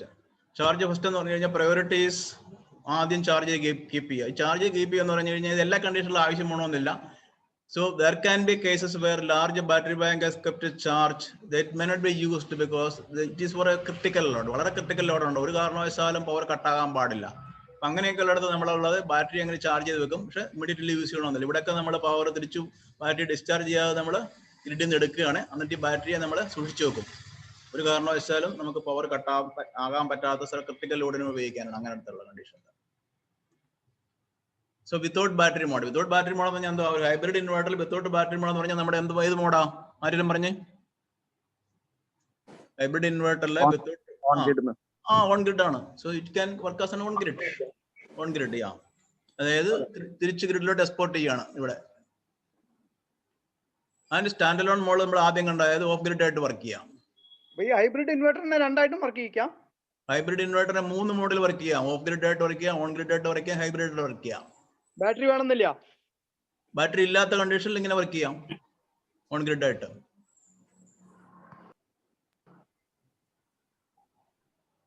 Stand alone mode. Then forced charge mode. Forced charge mode പറഞ്ഞു കഴിഞ്ഞാൽ നമുക്ക് ചാർജിങ് 3 പാർട്ടിൽ നിന്നും ചെയ്യാം. അതായത് സോളാർ കുറവാണെങ്കിൽ നമുക്ക് മെയിൻസിൽ നിന്നും അഡീഷണൽ ചാർജ് ചെയ്ത് ഫുൾ ചാർജ് കീപ്പ് ചെയ്ത് വെക്കാം. അതായത് മെയിൻസിൽ നിന്നും ചാർജ് ചെയ്യാം, ഗ്രിഡിൽ നിന്ന് ചെയ്യാം. ഇപ്പോൾ ഫോർ എക്സാമ്പിൾ ഒരു ക്ലൗഡി സീസണിൽ ബാറ്ററി ഫുൾ ചാർജ് ആയില്ലെങ്കിൽ we can charge it from ഇതെല്ലാം നമുക്ക് പ്രോഗ്രാം ചെയ്യാം. That is a forced charge mode. So this is what on the solar on the hybrid specific ആയിട്ട് പറയാനുള്ളത്. ഇനിയും ഞാൻ I think time is already ഇതിൽ ആയിട്ടുണ്ട്. നേരത്തെ നമ്മൾ പറഞ്ഞ കുറച്ച് കാര്യങ്ങളുണ്ട്, അതായത് battery sizing and inverter sizing. പലരും മിസ്റ്റേക്ക് ഉണ്ടാക്കുന്ന വലിയൊരു ഏരിയ ആണ്, അതിലേക്ക് പോകാം. സാർ ഒരു ഡൗട്ട്, എല്ലാവരും ചെയ്യുന്നത് ഇൻവെർട്ടറിൽ എന്താണോ എഴുതിയത് അത് പ്രകാരമാണ് കണക്ഷൻ കൊടുക്കണം. ഓക്കെ, ഞാൻ അതിലേക്ക് വരാം. നമുക്ക് കാൽക്കുലേറ്റ് ചെയ്ത് നമുക്ക് ചെയ്യാൻ പറ്റില്ല എന്നാ ചോദിക്കും. ഇൻവെർട്ടർ പറയണത് എന്താണോ അത് ചെയ്യാനാ അവർ പറയണം. ഇത് കാണാൻ പറ്റുന്നുണ്ടോ? ഇല്ല സർ, സാറിന്റെ വീഡിയോ കാണാൻ പറ്റും. വീഡിയോ കാണാൻ പറ്റുന്നുണ്ടോ? വീഡിയോ കാണണം. അല്ല, ഞാനൊരു വൈറ്റ് ബോർഡ് കാണിച്ചിരിക്കുന്നത്, കാണുന്നുണ്ടോ? വിസിബിൾ അല്ല സർ. വൈറ്റ് ബോർഡ് കാണാൻ പറ്റുന്നില്ല സർ. ഷെയർ ആയിട്ടില്ല സാർ. ഷെയർ ആയിട്ടില്ല, ഒന്നുകൂടെ ഷെയർ ചെയ്യോ? നോക്കട്ടെ.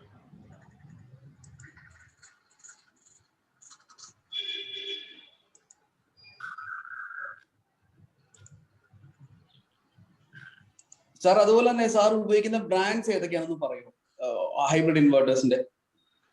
വൈറ്റ് ബോർഡ് കാണാമല്ലോ അല്ലേ? കാണാം സാർ, കാണാം. ഓക്കെ, സോ നമ്മൾ പറഞ്ഞത് ബാറ്ററിയുടെ കണ്ടീഷനിലാണ് പറഞ്ഞത്. നിങ്ങൾ പറഞ്ഞത് 3 kVA ഇൻവെർട്ടറിന് നിങ്ങൾ സാറിന് എത്ര ബാറ്ററി ഉപയോഗിക്കുന്ന 3 kVA 48 വോൾട്ട്.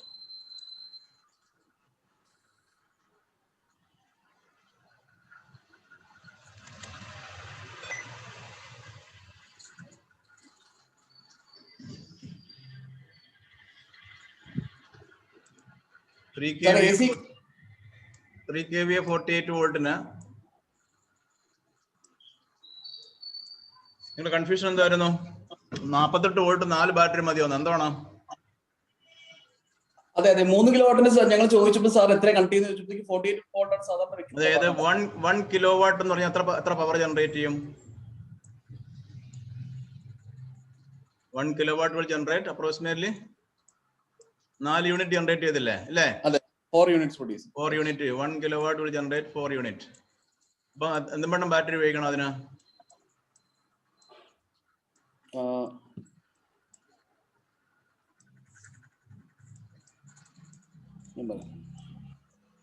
ഒരു kilowatt solar will generate 4 units of energy.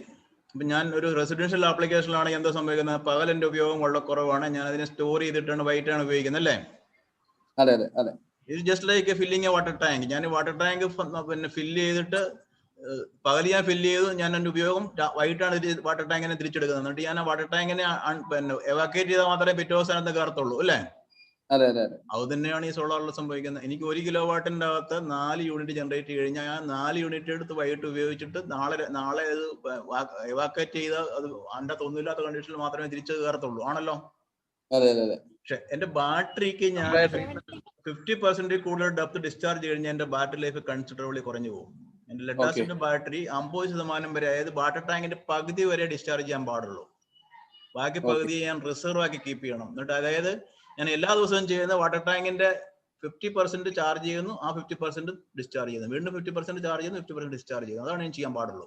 അല്ലെങ്കിൽ എനിക്ക് പറഞ്ഞ 5 വർഷം 7 വർഷം ഒന്നും കിട്ടില്ല. So I need to use almost double. 4 unit battery ഉപയോഗിച്ചാൽ പോരാ, I need to use അതുകൊണ്ടാണ് 1 കിലോവാട്ടിന് 4 150Ah ബാറ്ററി എന്ന് പറയുന്നത്. 4 × 150Ah ബാറ്ററി ഉപയോഗിക്കണം പറയുന്നതിന്റെ കാരണം അതാണ്. 7200 VAH or 7.2 kWh ബാറ്ററി ഉപയോഗിക്കുന്നതിന്റെ കാരണം അതുമാണ്. 7.2 യൂണിറ്റ് എനർജി ഉള്ള ബാറ്ററിയാണ് 1 കിലോവാട്ടിന് ഉപയോഗിക്കേണ്ടത്. ഇപ്പൊ 3 കിലോവാട്ടിന് × 3, 5 × 5. അത് നിങ്ങൾക്ക് സീരീസ് പാരലൽ കോമ്പിനേഷൻ നിങ്ങളുടെ ഇൻവെർട്ടർ ഡിസൈൻ പോലെ ഉപയോഗിക്കാം. ഇപ്പൊ എനിക്ക് 3 കിലോവാട്ടിന് ഞാൻ ഈ പറഞ്ഞ 3 × 4 പകരം 1 × 4 ഇട്ട് കഴിഞ്ഞാൽ ഇറ്റ് വിൽ വർക്ക്. പക്ഷെ ഈ എനർജി എങ്ങോട്ട് കയറും? എനിക്ക് ഒരു ഈ പകല് ഇപ്പൊ ഞാനിപ്പോ ഒരു 3 കിലോവാട്ടാണ് 12 യൂണിറ്റ് എനർജി കയറണ്ട അതിൻ്റെ അകത്ത് അല്ലേ? 12 യൂണിറ്റ് എനർജി കയറണം. 12 യൂണിറ്റ് എനർജി കയറണമെങ്കിൽ ഞാൻ ആകെ 4 × 150Ah ഉപയോഗിക്കുന്നുണ്ടെങ്കിൽ ഈ 7200 ഉപയോഗിച്ച് 7.2 യൂണിറ്റിലുള്ളോ? പിന്നെ ബാക്കി ഇവിടെ കയറും.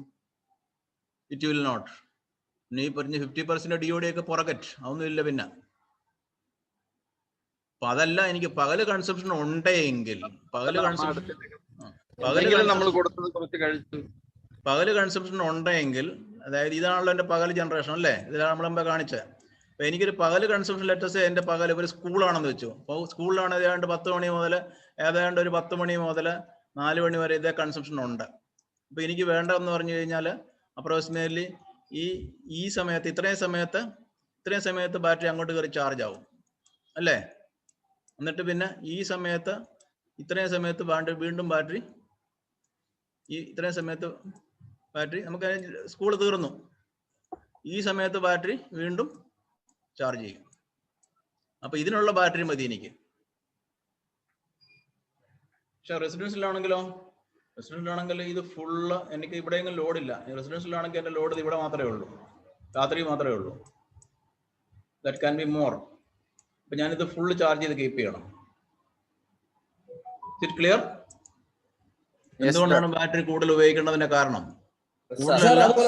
സാർ അതുപോലെ തന്നെ ഒരു കാര്യം ചോദിക്കട്ടെ സാർ, പാനൽ സൈസിങ്ങിന്റെ ഒരു കാര്യം ചോദിക്കട്ടെ. മിക്കവാറും ഞാൻ കണ്ടിട്ടുണ്ട് സാർ 5 കിലോവാട്ടിന്റെ ഇൻവെർട്ടറും 48 വോൾട്ടിന്റെ ബാറ്ററിയും 1 കിലോവാട്ടിന്റെ പാനൽ വെച്ച് ചെയ്തിരിക്കുന്നതൊക്കെ ഉണ്ട്. മാർക്കറ്റിൽ എല്ലാ ചതികളും നടക്കുന്നുണ്ട്. പലതും ചതി എന്ന് പറയാൻ നിർബന്ധമില്ല. പക്ഷെ ഈ നിങ്ങൾ പറഞ്ഞ ചതി ആകണമെന്ന് നിർബന്ധമില്ല. ഫോർ എക്സാമ്പിൾ, ഞാനൊരു 1 കിലോവാട്ടിന്റെ സോളാർ സിസ്റ്റവും അതിന് കറസ്പോണ്ടിങ് ബാറ്ററിയും കൊടുത്തിട്ട് 1 കിലോവാട്ടിന് ഇൻവേർട്ടർ കൊടുത്തു കഴിഞ്ഞാൽ എന്റെ ചില ലോഡൊന്നും ഓൺ ആക്കാൻ പറ്റത്തില്ല. ഫോർ എക്സാമ്പിൾ, കുറച്ച് പഴയ ഫ്രിഡ്ജ് ആണെങ്കിൽ 1 kV ഇൻവേർട്ടർ ഓൺ ആകത്തില്ല. I have to use a 2 kV inverter. Okay, കുഴപ്പമില്ല. പക്ഷെ ആരെങ്കിലും പറയാം എനിക്ക് ഇതിനകത്തൊന്നും എന്റെ മോട്ടറും ഓൺ ആണെങ്കിൽ 5 kV ഇൻവേർട്ടർ ആവശ്യം വരാം. Okay, okay. പക്ഷെ നിങ്ങൾ ആലോചിക്കേണ്ട കാര്യമുണ്ട്, എനിക്കൊരു 1 കിലോവാട്ട് ഇൻവേർട്ടർ വെച്ചും ഒരു 1 കിലോവാട്ട് സോളർ വെച്ചാൽ എനിക്ക് 4 യൂണിറ്റ് കിട്ടുള്ളൂ. എനിക്ക് 4 യൂണിറ്റിൽ എടുക്കാൻ പറ്റുള്ളൂ. അതെ, സാധാരണ ബാറ്ററി ചാർജ് ആകാൻ തന്നെ 8 മണിക്കൂർ എടുക്കും. അല്ല, ബാറ്ററി ചാർജ് ആകുന്ന ഡിപ്പെൻസ്. ഇപ്പൊ എനിക്ക് ബാറ്ററി ചാർജ് ആകാന്ന് പറഞ്ഞു കഴിഞ്ഞാൽ ഞാനിപ്പം ഒരു കിലോവാട്ടില് 1 കിലോവാട്ടില് നമ്മൾ 48 വോൾട്ട് ബാറ്ററി എന്ന് പറഞ്ഞു കഴിഞ്ഞാൽ നമുക്ക് ഒരു കിട്ടുന്ന എത്രയാ, മാക്സിമം 800 വാട്ടാ കിട്ടുന്നത് അല്ലെ. 800 watt divide by 50 volt 16 ampere വരെ കിട്ടാം. 16 ആംപിയർ നിങ്ങൾക്ക് 150 ബാറ്ററിക്ക് അത് കുഴപ്പമില്ല. 150 ബാറ്ററിക്ക് 30 ആംപിയർ വരെ ചാർജ് ചെയ്യാം. 20% ഓഫ് ഡേ വെച്ച് ചാർജ് ചെയ്യാം. അപ്പം ഈ നിങ്ങൾക്ക് കിട്ടാവുന്നത് ഞാൻ നമ്മൾ നേരത്തെ പറഞ്ഞല്ലോ, 1 കിലോവാട്ടില് നമുക്ക് പകല് ലോഡ് ഇല്ല എങ്കിൽ 1 കിലോവാട്ടില് നമ്മൾ അപ്രോക്സിമേറ്റ്ലി 4 യൂണിറ്റ് ഫില്ലാക്കി വെക്കുക. ഈ 4 യൂണിറ്റ് പുറത്തേക്ക് എടുക്കാൻ പറ്റത്തുള്ളൂ. ഞാൻ ഈ 4 യൂണിറ്റ് 24 മണിക്കൂറും എന്റെ ലോഡ് ഉണ്ടെങ്കിൽ, സപ്പോസ് 24 മണിക്കൂർ ലോഡ് ഉണ്ടെങ്കിൽ എത്ര ലോഡ് എടുക്കാൻ പറ്റും, എത്ര വാട്ട് എടുക്കാൻ പറ്റും? 4000 വാട്ട് അവർ ഡിവൈഡ് ബൈ 24 അവർ എന്ന് പറഞ്ഞാൽ എനിക്ക് ആവശ്യം 160 വാട്ട്. എഫിഷ്യൻസിയുടെ കുറച്ച് കഴിഞ്ഞാൽ 150 വാട്ട് 140 വാട്ട് എടുക്കാൻ പറ്റുള്ളൂ. നമുക്ക് പകല് ലോഡ് തീരെ ഉണ്ടാകത്തില്ല. രാത്രിയിൽ ലേറ്റസ്റ്റ് ഒരു സന്ധ്യക്ക് ഒരു അറിയാമല്ലോ, സ്കൂളുകളൊക്കെ ആകുമ്പോൾ കുട്ടികളൊക്കെ സ്കൂളിൽ നിന്ന് വന്നു കഴിഞ്ഞാൽ ഒരു 5 മണി മുതൽ അങ്ങോട്ടൊരു 8 മണി 9 മണി 10 മണി വരെയൊക്കെ TV ഓൺ ആയിരിക്കും. കുറച്ച് ലൈറ്റും സന്ധ്യയാകുമ്പോൾ കൂടുതൽ വരും. ഒരു ആ സന്ധ്യ സമയത്താണ് ഏറ്റവും കൂടുതൽ ലോഡ്, 30% ഒക്കെ ലോഡ് ഉണ്ടാവും. ഈ 30% ലോഡ്, അതായത് 300 വാട്ട് വെച്ചിട്ട് 300 വാട്ട് ഇൻറ്റു ഒരു 5 മണിക്കൂർ ആകുമ്പോൾ തന്നെ, 5 ഒരു 5 മണി മുതൽ 10 മണി 5 മണിക്കൂർ ഒക്കെ 300 വാട്ട് ഇൻറ്റു 5 മണിക്കൂർ 1500 വാട്ട് അവർ ആയി അല്ലേ? ആയി. പിന്നെ നമുക്ക് ഈ ഫ്രിഡ്ജ് എന്ന് പറയുന്നത് 24 മണിക്കൂറും കിടക്കുന്ന സാധനമാണ്. ഫ്രിഡ്ജ് കുറച്ച് പഴയ ഫ്രിഡ്ജ് ആണെങ്കിൽ 200 വാട്ട് എടുക്കുന്നതോ 100 വാട്ട് എടുക്കുന്നതോ 300 വാട്ടും പല ടൈപ്പ് ഉണ്ട്. 200 വാട്ടിന്റെ ഫ്രിഡ്ജ് ആണെങ്കിൽ 24 മണിക്കൂർ എടുക്കുമ്പോൾ 24x20 വരത്തില്ല. 24x20 200 ഇൻറ്റു ഒരു പകുതി, അതായത് ഫ്രിഡ്ജ് കുറച്ച് സമയം ഓണാണ്, കുറച്ച് സമയം ഓഫ് ആയിരിക്കുമല്ലോ. ദാറ്റ് മീൻസ് ഒരു 2 യൂണിറ്റ് ഒക്കെ എടുക്കും. ഫ്രിഡ്ജ് ഉണ്ടെങ്കിൽ പുതിയ ലേറ്റസ്റ്റ് ഫ്രിഡ്ജ് ഒക്കെ നമ്മുടെ 5 സ്റ്റാർ ഫ്രിഡ്ജ് ഒക്കെ ആണെങ്കിൽ 50 വാട്ട് 60 വാട്ടൊക്കെ മതി. മറ്റേ കുറച്ച് പഴയ ഫ്രിഡ്ജ് ഒക്കെ ആണെങ്കിൽ 100 വാട്ട് മുതൽ 300 വാട്ട് വരെ ഉണ്ടാവും. അപ്പൊ നിങ്ങളൊക്കെ സോളാർ ചെയ്യുന്നതോട് എനിക്ക് ഉള്ള ഒരു അഭ്യർത്ഥന, നമ്മൾ ആദ്യം പോകേണ്ട സോളാർ വെക്കുന്നതിന് പകരം ആദ്യം അവിടുത്തെ എനർജിയെ പറ്റി സ്റ്റഡി ചെയ്തിട്ട് എന്തൊക്കെ എനർജി കൺസർവ് ചെയ്യാൻ പറ്റും, അത് നമുക്ക് അവരുടെ സ്റ്റഡി ചെയ്ത് കഴിഞ്ഞാൽ നമുക്ക് പറയാൻ പറ്റും നിങ്ങൾക്ക് ഇന്നതൊക്കെ കുറയ്ക്കാൻ പറ്റും ആവശ്യമില്ലാതെ. അതായത് ചില ആവശ്യമില്ലാത്ത ചില യൂസുകൾ, എനർജി കൺസർവേഷൻ എന്ന് പറഞ്ഞാൽ എനർജി എഫിഷ്യൻസി. എനർജി കൺസർവേഷൻ എന്ന് പറഞ്ഞു കഴിഞ്ഞാൽ you reduce the consumption without any loss for your productivity and comfort. For example, നമ്മൾ പിന്നെ കുട്ടികൾ അവരുടെ റൂമിൽ ഇരുന്ന് പഠിക്കുന്നു, ഊണ് കഴിക്കാൻ പോകുമ്പോഴത്തേക്ക് ലൈറ്റും ഫാനും ഓഫ് ചെയ്തിട്ട് പോകാം അല്ലേ? കമ്പ്യൂട്ടറിന്റെ മുമ്പിൽ ഇരുന്ന് വർക്ക് ചെയ്യുന്നു, നമ്മൾ കുറച്ച് സമയം പുറത്തേക്ക് വേണമെങ്കിൽ കമ്പ്യൂട്ടർ ഓഫ് ചെയ്തിട്ട് പോകാം. അതുകൊണ്ട് ആർക്കും നഷ്ടമില്ല, യു ആർ സേവിങ്. അതുപോലെ നമ്മുടെ TV ഒക്കെ എപ്പോഴും നമ്മൾ എന്ത് സംഭവിക്കുന്നത്, TV ഒക്കെ എപ്പോഴും സ്റ്റാൻഡ് ബൈ മോഡിൽ കിടക്കുക. നമ്മൾ മറ്റേ റിമോട്ട് വെച്ച് ഓൺ ഓഫ് ചെയ്യത്തുള്ളൂ പലരും. നമ്മുടെ ഉദ്ദേശം എന്തോ, സ്റ്റാൻഡ് ബൈ മോഡിൽ കിടന്നാൽ ലോസൊന്നും ഇല്ല. സ്റ്റാൻഡ് ബൈ മോഡിൽ 5 വാട്ട് 10 വാട്ട് 15 വാട്ട് വരെ ഒക്കെ പോകുന്നതുകൊണ്ട് 24 മണിക്കൂർ 15 വാട്ട് എന്ന് പറഞ്ഞാൽ 360 വാട്ട് അവർ 0.3 യൂണിറ്റ്, ഒരു മാസം 10 യൂണിറ്റ് വേസ്റ്റാ.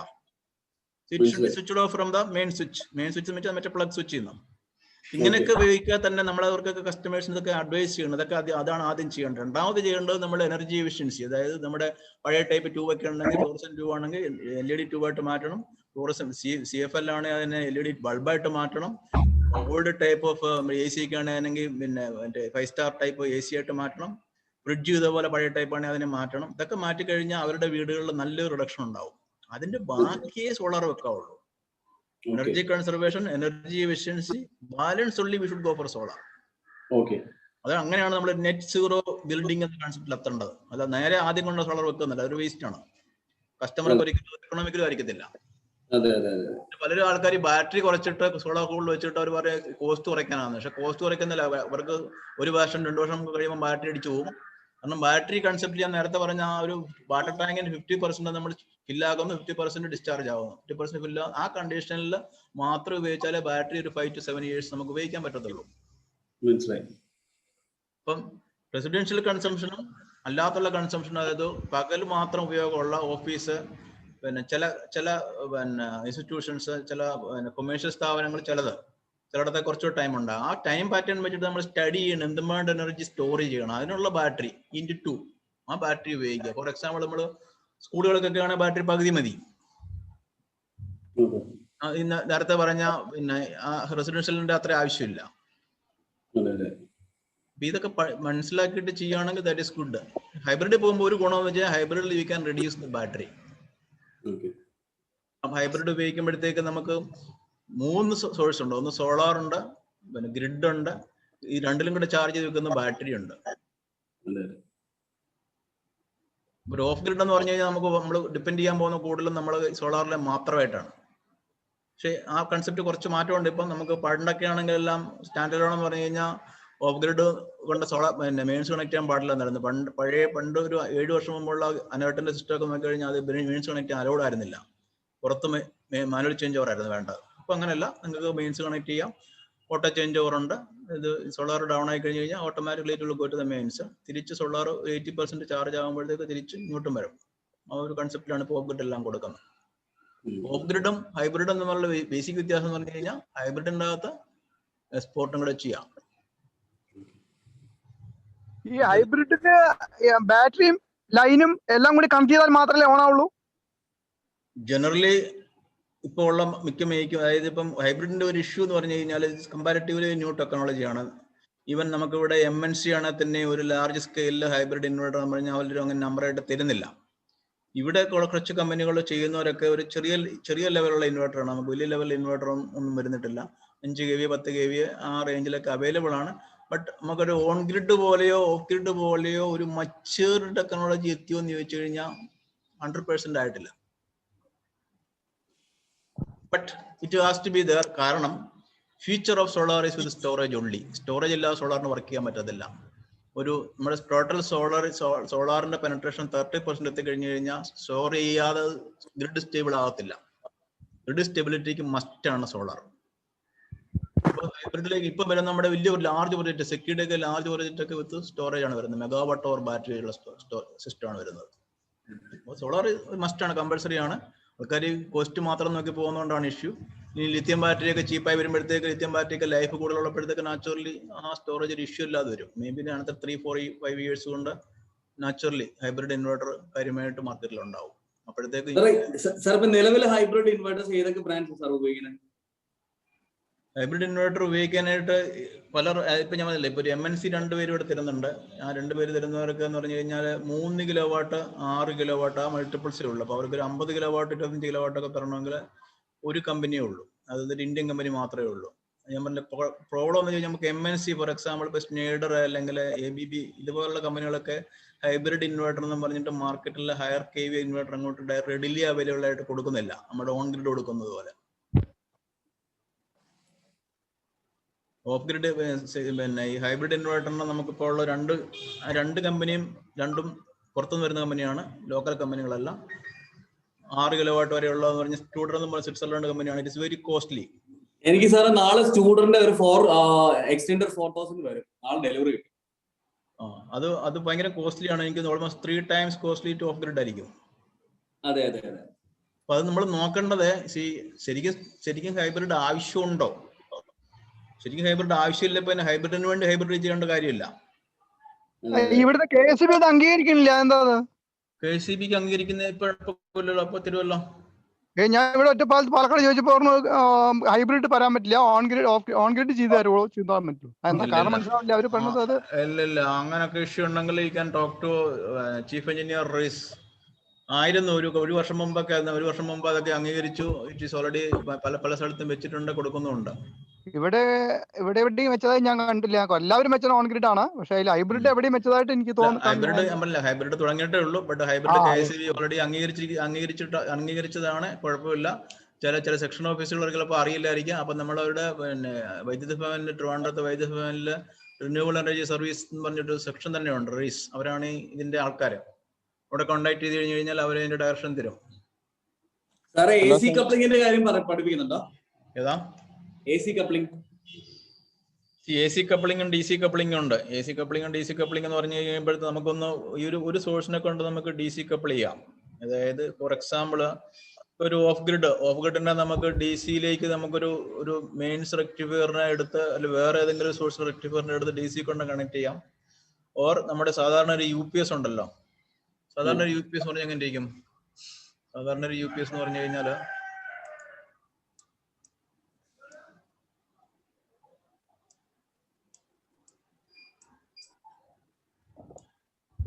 ഇത് നമ്മുടെ റെക്ടിഫയർ അല്ലേ, ഇത് നമ്മുടെ മെയിൻസ്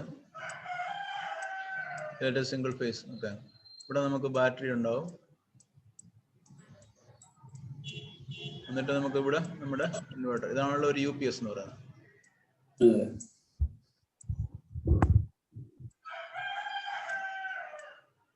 ഈ UPS-ലേക്ക് I can have a solar PV, then I have a charge controller,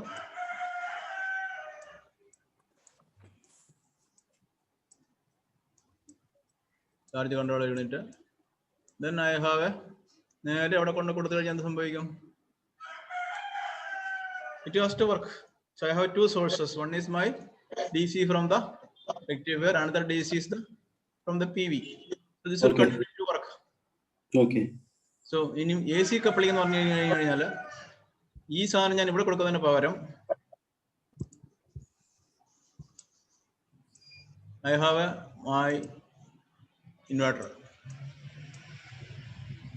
Okay.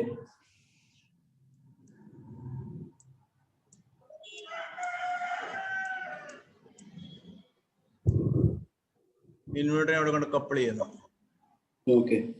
But the point is that my load, ഈ ലോഡ് ഇതൊരു ഗ്രിഡ് കണക്റ്റഡ് ഇൻവേർട്ടർ ആണെങ്കിൽ, ഗ്രിഡ് കണക്റ്റഡ് ഇൻവേർട്ടറും സാധാരണ നമ്മുടെ ഓഫ് ഗ്രിഡ് ഇൻവേർട്ടറിനുള്ള പ്രധാന വ്യത്യാസം എന്ന് പറഞ്ഞു കഴിഞ്ഞാൽ, off grid inverter is a voltage controlled inverter, whereas on grid inverter is a current controlled inverter. Okay. എനിക്ക് ഇവിടെ ഈ ലോഡ് എപ്പോഴും ഇതിനെ സിങ്ക് ചെയ്യാൻ പറ്റണം എന്ന് വെച്ച് കഴിഞ്ഞാൽ ഇതിന്റെ ജനറേഷനെക്കാട്ടിൽ കുറയാൻ പറ്റില്ല. ഈ ലോഡ് ഇതിപ്പോ 5 കിലോവാട്ട് ആണ്, ഈ ലോഡ് 5 കിലോവാട്ട് കുറയാൻ പാടില്ല. അതർവൈസ് ഇപ്പൊ പുതിയ നമ്മുടെ സംവിധാനങ്ങൾ വന്നിട്ടുണ്ട്. ഞാൻ ഈ ലോഡിനെ സെൻസ് ചെയ്തിട്ട് MPPT കൊണ്ടുപോയിട്ട് അതിനെ BPT-ലോ അല്ല ഇൻവേർട്ടറിലോ കൊടുത്തിട്ട് ഞാൻ അതിനെ കൺട്രോൾ ചെയ്ത് നിർത്താം. എക്സ്പോർട്ടിനെ പിന്നെ ജനറേഷനെ കൺട്രോൾ ചെയ്യാം. So that way I can use it. But ഇപ്പൊ ഇവിടെ എന്തെങ്കിലും കുറവുണ്ടെങ്കിൽ ഈ ലൈൻ കൊടുക്കും. AC കപ്ലിംഗും പോസിബിളാ, DC കപ്ലിംഗും പോസിബിളാ. ഇതൊക്കെ നമ്മുടെ MNC-ക്ക് ചില ABB-ക്ക് തരുന്നുണ്ട് വലിയ സിസ്റ്റത്തില്. സാർ ഒരു കാര്യം കൂടെ ചോദിച്ചോട്ടെ, നമുക്ക് സോളാർ പവർ പ്ലാന്റ് വലിയ പവർ പ്ലാന്റ് DG സിങ്ക് ചെയ്യുന്നതിന് കുഴപ്പമുണ്ടോ? അതാണ് ഇവിടെ പറഞ്ഞ ഒരു പോയിന്റ് ശ്രദ്ധിക്കുക. അതായത് ഒരു സോളാർ PV-യെ സംബന്ധിച്ചിടത്തോളം ജനറേറ്റ് ചെയ്യുന്ന പവർ എപ്പോഴും സിങ്ക് ചെയ്യണം. ഇത് 8 കിലോവാട്ട് ജനറേറ്റ് ചെയ്യുന്നുണ്ടെങ്കിൽ 8 കിലോവാട്ട് കുറയാതെ ലോഡ് ഇവിടെ ഉണ്ടാകണം. ആ ഒരു കണ്ടീഷനിൽ മാത്രം 5 കിലോവാട്ട് ഉള്ളെങ്കിൽ ഈ 3 കിലോവാട്ട് അവിടെ പോകും. കൺട്രോളർ വെച്ച് കൺട്രോൾ ചെയ്യും. അപ്പൊ അതാണ് നമ്മൾ ചെയ്യുന്നത്. ഒരു DG സെറ്റിലേക്ക് വെക്കുമ്പോഴത്തേക്ക് അവിടെ റിവേഴ്സ് പവർ ഇല്ല എന്ന് പറഞ്ഞാൽ, ഇപ്പൊ എക്സസ് പവർ വന്നു കഴിഞ്ഞാൽ പവർ അങ്ങോട്ട് ഫ്ലോ ചെയ്യാം. ആ പവർ അങ്ങോട്ട് പോകുന്നതിനെ സെൻസ് ചെയ്തിട്ടാണ് ഇതിനെ കട്ട് ചെയ്യാനായിട്ട് ആ റിലേ ഓണോ, റിലേ ഇവിടെ കോണ്ടാക്ട് കൊടുത്ത് ഇതിനെ പിടിച്ച് കട്ട് ചെയ്യും. അതാണ് റിവേഴ്സ് പവർ ഇല്ല എന്ന് പറയുന്നത്. അതപ്പോ അതിന് കൂടാതെ ഇപ്പൊ പുതിയ സംവിധാനം വന്നിരിക്കുന്നത്, നിങ്ങൾക്ക് ഓൾറെഡി ഈ ലോഡിനെ സെൻസ് ചെയ്തിട്ട് ലോഡ് ലിമിറ്റ് ചെയ്യാനുള്ള സംവിധാനം ഇപ്പൊ അവൈലബിൾ ആണ്. സോ ദാറ്റ് എന്റെ സോളാർ കൂടുതൽ ജനറേറ്റ് ചെയ്യത്തില്ല. ലോഡ് ലിമിറ്റ് അല്ല, ജനറേഷൻ ലിമിറ്റ് ചെയ്യും അല്ലേ sir? Generation of the yield, സോളാറിന്റെ ഈൽഡിനെ ലിമിറ്റ് ചെയ്യാം. ലോഡിന് ആവശ്യമുള്ളതേ ജനറേറ്റ് ചെയ്യുള്ളൂ. പക്ഷെ ഇത് സാധാരണ ചോദിക്കുന്നത്, നമുക്ക് ഈ DG സിങ്ക് അങ്ങനെ ഇവിടെ കേരളത്തിൽ ചെയ്തു വരത്തില്ല. വലിയ പവർ പ്ലാൻ ആണെങ്കിലും എല്ലാവരും റിവേഴ്സ് പവർ റിലേ മാത്രമേ വെക്കാറുള്ളൂ. അതൊക്കെ നമ്മുടെ ഇൻസ്പെക്ടറിന്റെ ഒരു സ്റ്റാൻഡേർഡ് സംഭവമാണ്. ജനറേറ്റർ ഉപയോഗിക്കുന്നുണ്ടെങ്കിൽ റിവേഴ്സ് പവർ റിലേ വെക്കണമെന്ന് പറയുന്നത്. അങ്ങനല്ല സാറേ, ഈ എല്ലാവരും, അതായത് ഇപ്പൊ വലിയ പവർ പ്ലാൻ ഉണ്ടെങ്കിലും ലോഡ് ഉണ്ടെങ്കിലും അവര് മിക്കവാറും ആൾക്കാരുണ്ടല്ലോ റിവേഴ്സ് പവർ റിലേ മാത്രമേ വെക്കുള്ളൂ, DG സിങ്ക് ചെയ്യത്തില്ലെന്ന് ഞാൻ പറഞ്ഞത്. DG സിങ്ക് ചെയ്യണമെന്ന് പലർക്കും പേടിയാണ്. DG സിങ്ക് ചെയ്ത് കഴിഞ്ഞാൽ എന്തെങ്കിലും റോൾ ഉണ്ടാവുന്ന പേടിയാണ്, അതുകൊണ്ടാണ് ചെയ്യുന്നത്. നമുക്കത് ചെയ്യാലോ. ഈ പറഞ്ഞ ലോഡ് ഡേ ടൈമിൽ ലോഡ് ഉണ്ടെങ്കിൽ നമുക്കത് ചെയ്യാലോ. കൺട്രോൾ ഒരു കുഴപ്പമൊന്നും ഞാൻ പറഞ്ഞില്ലേ. ഒരു ശ്രദ്ധിക്കേണ്ട ഒരു കാര്യം എന്ന് പറഞ്ഞു കഴിഞ്ഞാൽ അത് ആ ഒരു പെർഫെക്ഷൻ ഉണ്ടാകണം. പെർഫെക്ഷൻ ഇല്ലാതെ കഴിഞ്ഞു കഴിഞ്ഞാൽ ഒരു ഡേഞ്ചർ സിറ്റുവേഷൻ ഉണ്ടാകാം.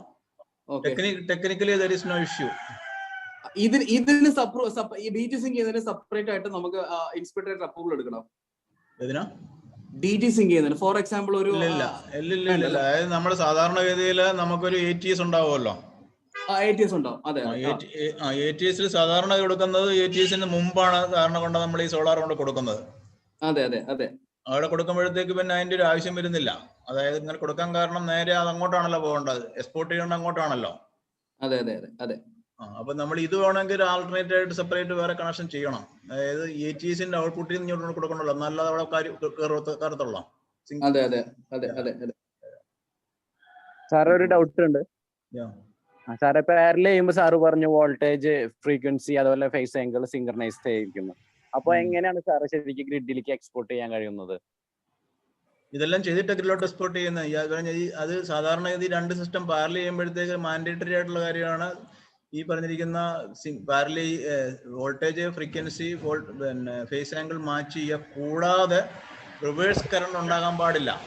റിവേഴ്സ് കറണ്ട് എന്ന് പറഞ്ഞു കഴിഞ്ഞാല് അതായത് നിങ്ങൾ വെറുതെ രണ്ട് സിസ്റ്റം അങ്ങോട്ട് പിടിച്ച് പാരലൽ കഴിഞ്ഞാൽ ഒന്നിൽ നിന്ന് ഇതിലേക്ക് കറണ്ട് ഫ്ലോ ചെയ്യും. കറണ്ട് ഫ്ലോ ചെയ്തിട്ട് ഏതെങ്കിലും ഒന്നങ്ങ് ഡൗൺ ആയി പോകും, ഫെയിൽ ആയി പോകും. അതായത് നമ്മൾ ശരിക്കും പറഞ്ഞു കഴിഞ്ഞാൽ ഞാൻ ആ സോഴ്സിലോട്ടല്ല, ഗ്രിഡിലോട്ടല്ല ലോഡ് പോകുന്നത്. എഫക്റ്റീവ്ലി ഞാൻ ഗ്രിഡ് എന്ന് പറഞ്ഞൊരു ഇൻഫിനിറ്റ് സോഴ്സ് ആണ്. അതിൻ്റെ അകത്ത് ഇഷ്ടം പോലെ ലോഡ് കിടക്കുകയാണ്. ആ ലോഡ് എന്ന് പറയുന്നതെന്ന് പറഞ്ഞു കഴിഞ്ഞാൽ പലയിടങ്ങളിലായി ജനറേറ്റ് ചെയ്യുന്ന പവറിന് തുല്യമായ ലോഡ് അതിലുണ്ട്. ഇല്ലെങ്കിൽ എന്ത് സംഭവിക്കും? വോൾട്ടേജ് കൂടും അവിടെ. ഗ്രിഡ് എന്ന് പറഞ്ഞു കഴിഞ്ഞാൽ നമ്മൾ ഉദ്ദേശിക്കുന്ന പോലെ അങ്ങ് ഇഷ്ടം പോലെ എന്തും സംഭവിക്കുന്ന കാര്യമില്ല. ഗ്രിഡ് എന്ന് പറഞ്ഞാൽ കുറെ പവർ സിസ്റ്റം, കുറെ പവർ ജനറേറ്റിംഗ് സ്റ്റേഷൻ അത് കണക്ട് ചെയ്തിരിക്കുന്നു. മൊത്തം കൺസ്യൂം ചെയ്യുന്ന ലോഡും ഈ പവർ ജനറേറ്റ് ചെയ്യുന്ന സ്റ്റേഷന്റെ ഈൽഡുകളെ മാച്ച് കിടക്കുകയാണ്. മാച്ചിങ് സംഭവിച്ചില്ലെങ്കിൽ വോൾട്ടേജ് കൂടും, അല്ല ലോഡ് കൂടുതലുണ്ടെങ്കിൽ വോൾട്ടേജ് കുറയും. അപ്പം നമുക്ക് വോൾട്ടേജ് ഒരു ലിമിറ്റ് നിൽക്കണമല്ലോ. വോൾട്ടേജും ഫ്രീക്വൻസിയും നമുക്ക് വോൾട്ടേജ് ±5%, ഫ്രീക്വൻസി 49.5 50.5 അകത്ത് നിൽക്കാൻ മാൻഡേറ്ററി ആയിട്ടാണ് ഇപ്പൊ നമ്മുടെ സിസ്റ്റം ഓടിക്കൊണ്ടിരിക്കുന്നത്. അപ്പൊ ഞാൻ ജനറേഷനും കൺസംഷനും മാച്ച് ചെയ്യുന്നില്ലെങ്കിൽ ഇത് ബാൻഡ് നിൽക്കത്തില്ല. മനസ്സിലായി. അതുകൊണ്ട് തന്നെ നമ്മൾ ഈ പറഞ്ഞിരിക്കുന്ന ഒരു സോളാർ ഇൻവേർട്ടറിനെ ഗ്രിഡിലേക്ക് കണക്ട് ചെയ്യുമ്പോഴത്തേക്ക് അതങ്ങ് പവർ സപ്ലൈ അങ്ങ് ഇടുക്കിയിലേക്ക് അല്ല പോകുന്നത്, ഏതെങ്കിലും ലോഡിലോട്ടാ പോകുന്നത്. അപ്പൊ സിങ്ക് ചെയ്യാൻ ലോഡ് ഉണ്ടാകണം. That is most important thing. Sir ചില ക്ലാസ്സുകളിൽ പറഞ്ഞു ഫേസ് ആംഗിൾ ആണ്, സെക്യൂരിറ്റി ക്ലാസ്സിൽ പറഞ്ഞു ലീഡിങ് ഫേസ് ആംഗിൾ വെച്ചിട്ടാണ് ഇൻവെർട്ടറിൽ നിന്ന് ഗ്രിഡിലേക്ക് എക്സ്പോർട്ട് ചെയ്യുന്നതെന്ന് പറഞ്ഞു. ചില ക്ലാസ്സുകളിൽ പറയേണ്ടത് വോൾട്ടേജിലുള്ള ഡിഫറൻസ് വെച്ചിട്ടാണെന്ന് പറയുന്നത്. അത് ദാറ്റ് ഈസ് പിന്നെ എക്സ്പോർട്ടും ഇമ്പോർട്ടും തമ്മിലുള്ള ഡിഫറൻസ് എന്ന് പറഞ്ഞു കഴിഞ്ഞാൽ വോൾട്ടേജിന്റെയും ഫേസ് ആംഗിളിന്റെയും ഷിഫ്റ്റ് വെച്ചിട്ടാണ് ചെയ്യുന്നത്. അത് ലീഡിങ്ങോ ലാഗിങ്ങോ എന്ന് പറഞ്ഞാൽ ഡിപ്പെൻഡിങ് അപ്പോൾ നിങ്ങൾക്ക് ഇമ്പോർട്ടും ആവശ്യമുണ്ട്, ചില കേസിൽ എക്സ്പോർട്ടും ആവശ്യമുണ്ട്. അതായത് ലോഡ് ഈ റിവേഴ്സ് പവർ ഉണ്ടാകാതെ, റിവേഴ്സ് പവർ എന്ന് പറഞ്ഞു കഴിഞ്ഞാൽ circulating current between two source അതുണ്ടാകാൻ പാടില്ല. അതുണ്ടാകുന്നതാണ് അപകടം. അപ്പൊ നമുക്ക് പവർ ഇമ്പോർട്ട് ചെയ്യണോ എക്സ്പോർട്ട് ചെയ്യണോ depending upon your frequency level, voltage level, phase ആംഗിളും വോൾട്ടേജും. അതായത് റിയാക്റ്റീവ് പവറിനെ കൺട്രോൾ ചെയ്യുന്ന വോൾട്ടേജും ആക്റ്റീവ് പവറിനെ കൺട്രോൾ ചെയ്യുന്ന ഫേസ് ആംഗിളുമാണ്. അത് ആവശ്യമനുസരിച്ചിട്ട് അതിനകത്ത് കൺട്രോൾ നടക്കും. അതാണ് ലോഡ് സെൻസ് ചെയ്തിട്ട് ആ ലോഡിൽ ഏതാണോ കുറവുള്ളത്, റിയാക്റ്റീവ് ആണോ ആക്റ്റീവ് ആണോ കുറവുള്ളത് അതനുസരിച്ചിട്ട് ഫേസ് ആംഗിളും അല്ലെങ്കിൽ പിന്നെ വോൾട്ടേജും കറക്ഷൻ നടക്കും. അതാണ് അതിന്റെ ഒരു പ്രോഗ്രാം. അതിൻ്റെ അകത്ത് ഒരു ഇമ്പോർട്ടൻറ്റ് പ്രോഗ്രാം അങ്ങനെ ഉണ്ടാക്കി വെച്ചിരിക്കുന്നത് അതിന് വേണ്ടിയിട്ട്.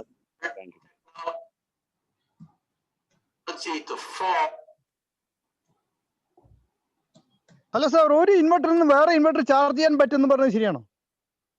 ഒരു ഇൻവെർട്ടറിൽ നിന്ന് വേറൊരു ഇൻവെർട്ടറിനെ ചാർജ് ചെയ്യാൻ പറ്റുമെന്ന് പറഞ്ഞു കഴിഞ്ഞാല് ഇതിന്റെ ഔട്ട് എടുത്തിട്ട് നെക്സ്റ്റ് ഇൻവെർട്ടറിന്റെ ഇന്നിൽ കൊടുത്തു കഴിഞ്ഞാൽ അത് കണ്ടിന്യൂസ് ആയിട്ട് വർക്ക് ചെയ്യുന്നു പറയുന്നു, ശരിയാണോ?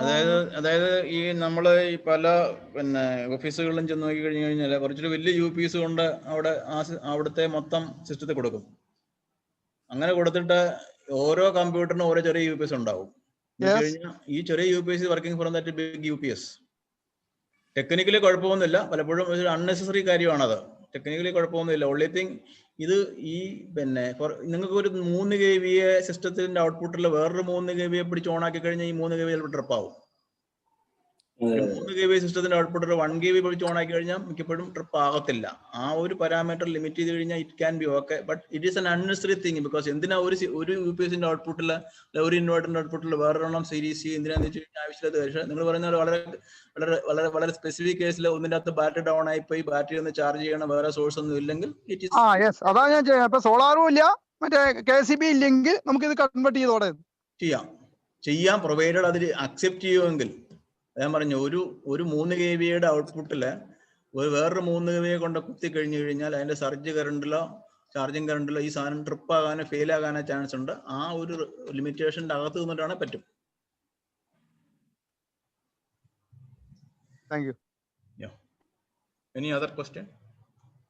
സാർ, ഈ 10 കിലോവാട്ടിന് മേലെ ഇപ്പൊ ഈ ഓൺ ഗ്രിഡില് നമ്മളിപ്പോ ഈ പവർ ഇതിനെ പറ്റി ഒരു പുതിയ ഗവൺമെന്റ് അത് നെറ്റ് മീറ്ററിംഗ് 10 കിലോവാട്ട് ലിമിറ്റ് ചെയ്തുകൊണ്ട് ഓൾറെഡി നമ്മുടെ സെൻട്രൽ ഗവൺമെന്റ് റെഗുലേഷൻ ഇറക്കി കഴിഞ്ഞു. നമ്മുടെ കേരളത്തിലെ Kerala state regulatory authority implement ചെയ്തിട്ടില്ല, ബട്ട് അത് താമസിക്കാതെ ഇംപ്ലിമെന്റ് ചെയ്യേണ്ട കണ്ടീഷനിലാണ്. അപ്പോൾ അത് സ്റ്റോപ്പ് ചെയ്യാൻ വേണ്ടിയിട്ട് ഈ സോളാർ ഓർഗനൈസേഷൻസ് എല്ലാം കേരളത്തിൽ അതിന് വേണ്ടി വർക്ക് ചെയ്യുന്നുണ്ട്. ഞാനും അങ്ങനെ കേരളത്തിലെ ഒരു Kerala renewal energy enterprises promoters അസോസിയേഷന്റെ സെക്രട്ടറിയാണ്. ഞങ്ങളും ഇതേപോലെ റെപ്രസെന്റേഷൻ സെൻട്രൽ ഗവൺമെന്റിന് കൊടുത്തിട്ടുണ്ട്. അപ്പം കൺസിഡർ ചെയ്യും എന്നുള്ള കൺസെപ്റ്റിൽ ഇരിക്കുന്നു. ഉറപ്പ് പറയാൻ പറ്റത്തില്ല. നമ്മൾ ഈ ഗവൺമെന്റ് വന്നതിന് ശേഷം ഇറക്കിയ നിയമങ്ങളൊന്നും അവർ പുറകോട്ട് കൊണ്ടുപോയിട്ടില്ല. സോ ഉറപ്പ് പറയാൻ പറ്റത്തില്ല. അങ്ങനെയുള്ള ഒരു കേസിൽ ഈ ഹൈബ്രിഡില് നമുക്ക് 10 കിലോവാട്ടിന് മേലെയുള്ള കേസിൽ ഹൈബ്രിഡ് ഹെൽപ്പ് ചെയ്യില്ലേ? അല്ലാതെ അപ്പൊ നമുക്കൊരു പോസിബിലിറ്റി ആലോചിക്കാവുന്ന ഇതേ ഉള്ളൂ. ഓൺ ഗ്രിഡ് എന്നുള്ളതല്ല, roof top solar power system ഗ്രിഡിലേക്ക് കണക്ട് ചെയ്യാനും 10 കിലോവാട്ടിക്കുള്ള അലൗഡ് അല്ല. നെറ്റ് ഗ്രിഡ് കണക്ട് ചെയ്യുന്നതിന് അലൗഡ് കുഴപ്പമില്ല, നെറ്റ് മീറ്ററിംഗ് അലൗഡ് അല്ല. നെറ്റ് മീറ്ററിംഗ് പറഞ്ഞാൽ എന്താ, നിങ്ങൾ ജനറേറ്റ് ചെയ്ത് അങ്ങോട്ട് കൊടുത്തിട്ട് തിരിച്ചെടുക്കുമ്പോഴത്തേക്ക് ആ നെറ്റ് മീറ്ററിങ്ങിനാണ് നമ്മൾ പൈസ അടയ്ക്കുന്നത്. ബട്ട് അവർ പറയുന്നത് it should be gross metering. Gross metering എന്ന് പറഞ്ഞാൽ നിങ്ങൾക്ക് രണ്ട് മീറ്ററാ. അതായത് നമ്മൾ സോളാറിനെ ജനറേറ്റ് ചെയ്ത് അങ്ങോട്ടൊരു മീറ്റർ വഴി അങ്ങോട്ട് ലൈനിൽ കണക്ട് ചെയ്യും. ഇപ്പോൾ ഉണ്ടല്ലോ നമ്മുടെ സിസ്റ്റത്തിൽ ചെക്ക് മീറ്റർ വഴി വെക്കുമല്ലോ, ആ ചെക്ക് മീറ്റർ വഴി നേരെ അങ്ങോട്ടങ്ങ് പോകും. എന്നിട്ട് വേറൊരു മീറ്റർ വഴി നമ്മുടെ വീട്ടിലേക്ക് ഓഫീസിലേക്ക് ആവശ്യമുള്ളത് ഇമ്പോർട്ട് കൊടുക്കും. രണ്ട് പാത്താ. അങ്ങോട്ട് എടുക്കുന്നതിന് ആ റേറ്റ് തരും, ഇങ്ങോട്ട് എടുക്കുന്നതിന് ഹൈബ്രിഡ് ആവും. അപ്പൊ നമുക്ക് എക്കണോമിക്കലല്ല. അല്ല, ഇവിടെ ഹൈബ്രിഡ് ഉപയോഗിച്ച് കഴിഞ്ഞിട്ടുണ്ടെങ്കിൽ ഈ ഒരു സൗകര്യം ഹൈബ്രിഡ് ഉപയോഗിക്കുമ്പോഴും ഗ്രിഡ് കണക്ട് ചെയ്യണമല്ലോ. വേണം, പക്ഷെ നമുക്ക് നമ്മുടെ ആവശ്യം കഴിഞ്ഞിട്ടുള്ളതല്ലേ പിന്നെ നെറ്റില്. അതിപ്പം ഗ്രിഡ് കണക്ടറിലോ നമ്മുടെ ആവശ്യത്തിന് കഴിഞ്ഞെല്ലാം അങ്ങോട്ട് പോകുന്നുള്ളോ? അല്ല, അങ്ങനെ ആണെങ്കിലും ഇത് രണ്ട് രീതിയിലല്ലേ ചാർജ് ചെയ്യുന്നത്? ഇല്ല, രണ്ട് കണ്ടീഷനിൽ നെറ്റ് മീറ്റർ വേണം. നിങ്ങൾ ഗ്രിഡ് കണക്ട് കഴിഞ്ഞാൽ it is allowed through net metre only as of now. 10 kilowatt ആണ് റേറ്റ്. അതായത് ഈ ഹൈബ്രിഡിന്റെ കണക്ഷൻ ആസ് ഓഫ് നൗ നമ്മുടെ ഗ്രിഡ് കണക്ടർ ഇൻവേർട്ടർ പോലെ തന്നെ KCB ട്രീറ്റ് ചെയ്യുന്നത്. സാർ, ഒരു കാര്യം ചോദിക്കട്ടെ, ഇപ്പൊ നിലവില് ഈ പറഞ്ഞ പോലെ 10 കിലോവാട്ടിനുള്ള റെഗുലേഷൻ വരുവാണ്. ഇപ്പൊ എക്സിസ്റ്റിംഗ് ഉള്ള പവർ പ്ലാന്റുകൾക്ക് അത് ബാധകമാവോ? ഇതേ ക്വസ്റ്റ്യൻ ഞങ്ങൾ അവരോട് ചോദിച്ചിട്ടുണ്ട്. അപ്പം നമുക്ക് കിട്ടിയ ഒരു ആൻസർ എന്ന് പറഞ്ഞു കഴിഞ്ഞാൽ legally it can B, but എന്ത് ചെയ്യാൻ പറ്റുമോ എന്നുള്ളത് KCRC നോക്കിക്കൊണ്ടിരിക്കുകയാണ്. അതൊന്നും ഉറപ്പ് പറയാൻ പറ്റാവുന്ന കേസല്ല. ബിക്കോസ് നമ്മൾ പറയാറില്ലേ, രണ്ട് ടൈപ്പ് ഓഫ് നിയമം അലൗഡ് ആയിരിക്കത്തില്ലല്ലോ. അതായത് എന്റെ അടുത്ത വീട്ടുകാരന് നെറ്റ് മീറ്റർ അലൗഡ്, എനിക്ക് അലൗഡ് അല്ല എന്ന് പറഞ്ഞു കഴിഞ്ഞാൽ ഞാൻ തന്നെ കേസും കൊണ്ടുപോകാം, ഇല്ലേ? അപ്പൊ ആ ഒരു ഇഷ്യൂസ് ഒക്കെ ഉണ്ട്. അപ്പൊ അതൊന്നും ഇതുവരെ അഡ്രസ്ഡ് ആയിട്ടില്ല. അപ്പൊ ഇപ്പോഴും നമ്മൾ എക്സ്പെക്ട് ചെയ്യുന്നത് ഓൾറെഡി നമ്മുടെ പവർ മിനിസ്റ്റർ അല്ല, MSME മിനിസ്റ്റർ പവർ മിനിസ്റ്ററോട് റിക്വസ്റ്റ് ചെയ്തിട്ടുണ്ട് നെറ്റ് മീറ്ററിങ് റീലുക്ക് ചെയ്യണമെന്ന്. അതുപോലെ ഇന്ത്യയിലെ എല്ലാ സംസ്ഥാനങ്ങളിലും ഓർഗനൈസേഷൻസിനും റീലുക്ക് ചെയ്യണമെന്ന് കൊടുത്തിട്ടുണ്ട്. ഒരു ഡിസിഷൻ വന്നിട്ടില്ല. വേറൊരു കാര്യം സാറേ, ഇപ്പൊ നമുക്കിപ്പോ സപ്പോസ് ഈ റെഗുലേഷൻ വരുവാണെങ്കിൽ ഈ നോർമൽ ഹൈബ്രിഡ് ഇൻവെർട്ടർ ഉപയോഗിക്കുന്നതിനേക്കാൾ നല്ലത് ഓഫ് ഗ്രിഡ് ഇൻവെർട്ടർ ഉപയോഗിക്കുന്നതായിരിക്കും, ഓഫ് ഗ്രിഡ് പവർ പ്ലാന്റ് ആയിരിക്കും അല്ലേ നല്ലത്? ഇല്ല, അതിന് പല വകുപ്പുകളുണ്ട്. അപ്പൊ അതൊക്കെയാണ് നമ്മൾ ഈ ലൈനിൽ വർക്ക് ചെയ്യുന്ന ഒരു ആലോചിക്കുകയും ആൻസർ കണ്ടുപിടിക്കുകയും ചെയ്യേണ്ടത്. എങ്ങനെ ഞാൻ ചോദിക്കുന്നത് എന്താണ് സാർ, സ്പെസിഫിക്കലി ചോദിക്കുന്നത് on grid with zero export ആണെങ്കിൽ അങ്ങനെ വെക്കുന്നതാണോ അതോ ഓൺ ഗ്രിഡ് വെച്ച് zero export net grid connect ചെയ്യണമല്ലോ? കണക്ട് ചെയ്യണം. ഗ്രിഡ് കണക്ട് ചെയ്യണമെങ്കിൽ ആസ് ഓഫ് നൗ 10 കിലോവാട്ടിൽ കൂടുതലുള്ളതിനെ നെറ്റ് മീറ്റർ 10 കിലോവാട്ടിൽ കൂടുതലാണ് നെറ്റ് മീറ്ററും, അല്ല 10 കിലോവാട്ടിൽ കൂടുതലാണെങ്കിൽ ഗ്രോസ് മീറ്ററും 10 കിലോവാട്ട് നെറ്റ് മീറ്ററും മാൻഡേറ്ററിയാ. അത് നിങ്ങൾ എക്സ്പോർട്ട് ചെയ്യുന്ന ഇമ്പോർട്ട് ചെയ്യുന്നുള്ളതെന്ന് അവർക്കറിയണ്ട. ഓക്കെ. അപ്പം ഗ്രോസ് മീറ്റർ 10 കിലോവാട്ട് കൂടുതലാണ് ഗ്രോസ് മീറ്റർ ആണ്. അപ്പൊ നിങ്ങൾ ജനറേറ്റർ നിങ്ങളുടെ അടുത്ത് ഉപയോഗിക്കാൻ അലൗഡ് അല്ല. It has to go to the KCB line. നിങ്ങൾ അങ്ങോട്ട് കണക്ട് ചെയ്യാൻ പാടില്ല. അങ്ങോട്ട് കണക്ട് ചെയ്യാതെ എന്ത് ചെയ്യാൻ പറ്റുമോ നോക്കേണ്ടത്. എന്ന് വെച്ച് കഴിഞ്ഞാൽ ഓഫ് ഗ്രിഡ് എന്ന രീതിയിൽ പല കണ്ടീഷനിലേക്ക് ഓഫ് ഗ്രിഡ് എന്ന് പറഞ്ഞു കഴിഞ്ഞാൽ തന്നെ നേരെ അടിച്ചെല്ലാം ഇതുപോലെ ഇഷ്ടം പോലെ ബാറ്ററി കൊടുത്താലേ പറ്റൂ എന്ന കൺസെപ്റ്റിൽ നിന്നൊക്കെ മാറി ചിന്തിക്കണം. അവിടെയാണ് നമ്മളൊരു ഇന്നോവേഷൻ നടത്തേണ്ടത്.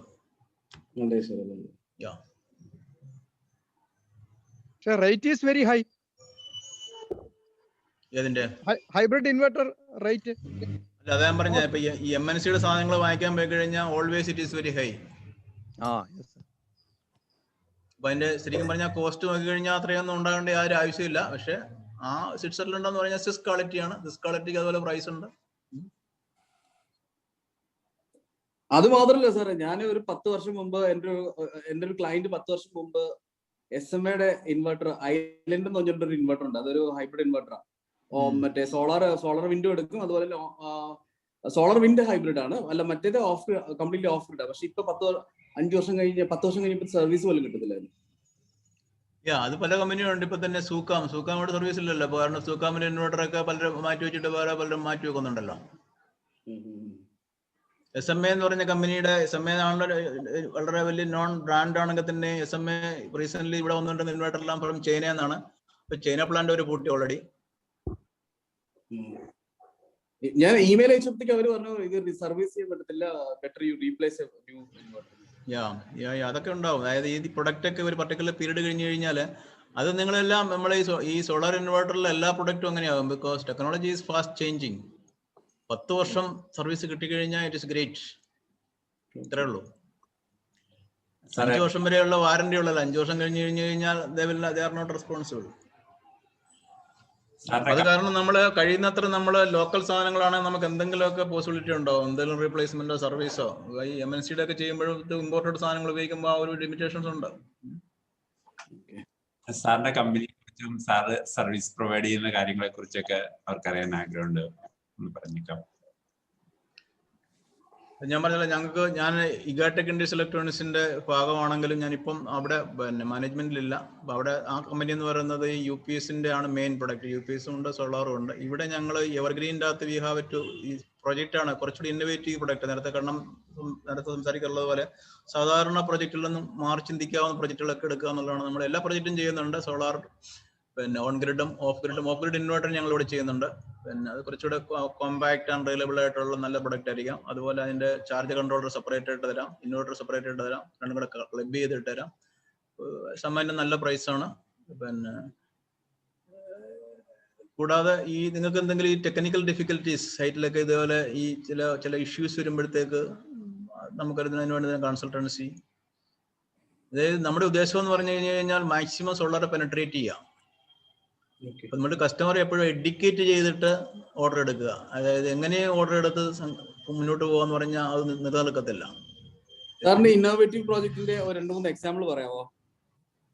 ഇന്നോവേറ്റീവ് പ്രോജക്റ്റ് ഇപ്പോൾ ഒന്നാണ്. ഇപ്പൊ നമുക്ക് സോളാർ UPS ഒരു പുതിയ റിക്വയർമെന്റ്. ഫോർ എക്സാമ്പിൾ ഇപ്പോൾ നിങ്ങൾക്ക് അറിയാമല്ലോ, നമ്മളിപ്പോൾ ഒരു പഞ്ചായത്ത് ഓഫീസുകൾ, ഗവൺമെന്റ് ഓഫീസുകളൊക്കെ ചെന്ന് കഴിഞ്ഞാൽ ഇഷ്ടം പോലെ UPSകൾ ഓടുന്നുണ്ട് അവിടെ അല്ലേ?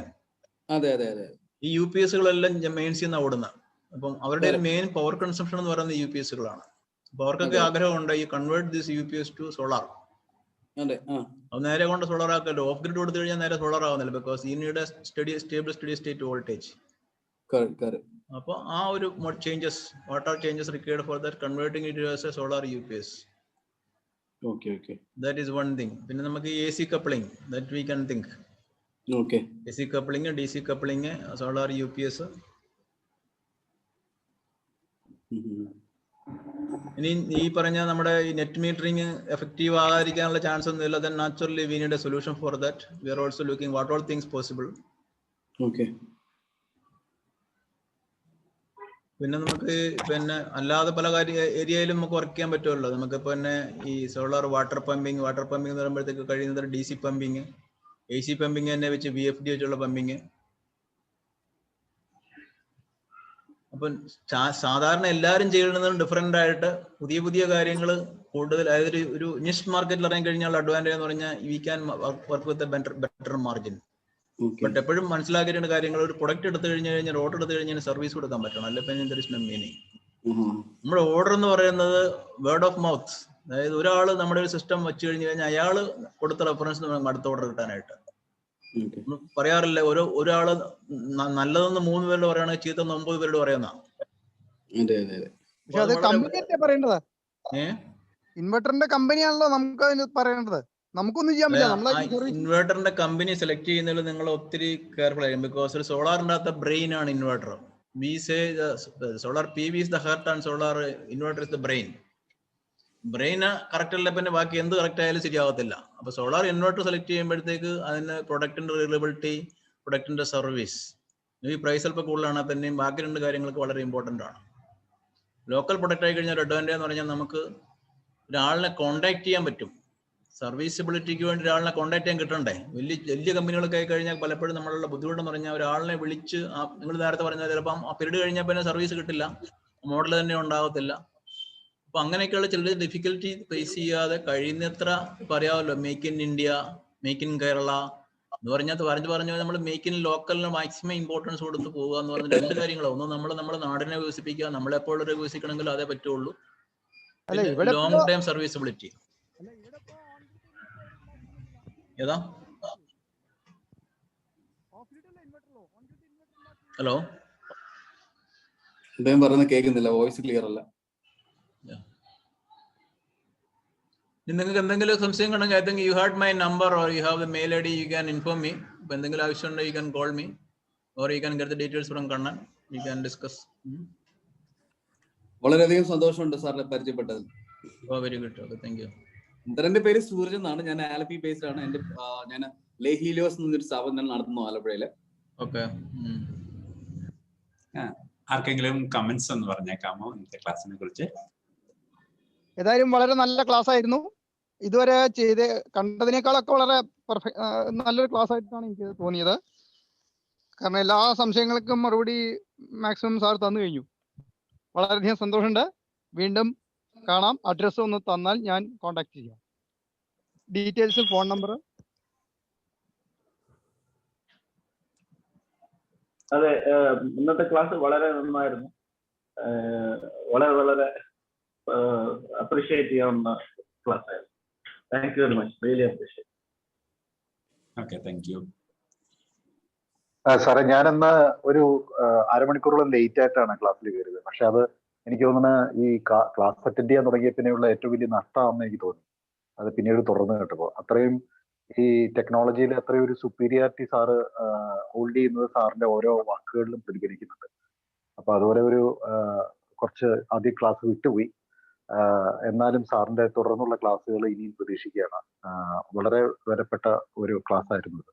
Thank you sir. ആ പ്രയോറിറ്റിയുടെ സ്ലൈഡ് ഒന്ന് ഇടാവോ? പ്രയോറിറ്റി മോഡ് സെലക്ഷൻ അല്ലേ? മോഡ് സെലക്ഷൻ,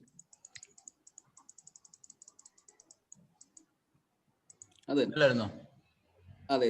ഓപ്പറേഷൻ മോഡ്, അതായത് self consumption, peak cut, selling first, charging first, അതൊക്കെ ഇപ്പൊ നമ്മുടെ നിങ്ങൾക്ക് കിട്ടുന്ന ഈ പറഞ്ഞ ഹൈബ്രിഡ് ഇൻവേർട്ടറിൽ ഇപ്പൊ ഉണ്ടാകണം നിർബന്ധമില്ല. ബട്ട് ഇതൊക്കെ ആവശ്യമായിട്ട് വരും. ഇപ്പൊ ഹൈബ്രിഡ് ഇൻവേർട്ടർ ഇറ്റ്സെൽഫ് ഈസ് പുതിയ പ്രൊഡക്റ്റ് ആയിട്ട് ഇറങ്ങിക്കൊണ്ടിരിക്കുന്നേ ഉള്ളൂ. സോളാർ തന്നെ ഇപ്പൊ നമ്മളെ സംബന്ധിച്ചിടത്തോളം പുതിയ പ്രൊഡക്റ്റ് അല്ലേ? ഇതൊക്കെയാണ് നമ്മുടെ ഈ അഡ്വാൻസ്ഡ് കൺട്രീസുകളിൽ ഓൾറെഡി ഓടിക്കൊണ്ടിരിക്കുന്ന സംഭവങ്ങളാണ് ഞാൻ പറഞ്ഞത്. അവർക്കെല്ലാം സോളാർ സ്വന്തമായിട്ട് പവർ ജനറേറ്റ് ചെയ്യാം, സ്വന്തമായിട്ട്. അതായത് ഇപ്പൊ നമുക്കിപ്പോ KCB എന്ന് പറഞ്ഞ സ്ഥാപനം പവർ ചെയ്തതിന് പകരം പല കമ്പനികൾ അടുത്ത 5 വർഷത്തിനുള്ളിൽ, 10 വർഷമൊന്നും ആവണ്ട, ലാനിക്കയുടെ പല കമ്പനികൾ പവർ സെല് ചെയ്യും. നിങ്ങൾക്ക് സെലക്ട് ചെയ്യാം, ആ കമ്പനിയാണ്, A കമ്പനിയാണ്, B കമ്പനിയാണ്, C കമ്പനിയാണ്. നിങ്ങൾക്ക് വിൽക്കാനുള്ള ചാൻസ് ഉണ്ടാവും. അത് ആർക്ക് കൊടുക്കണം, എപ്പോൾ കൊടുക്കണം, എന്ത് റേറ്റ് കിട്ടും, കൺസെപ്റ്റ് തന്നെ മാറിക്കൊണ്ടിരിക്കും.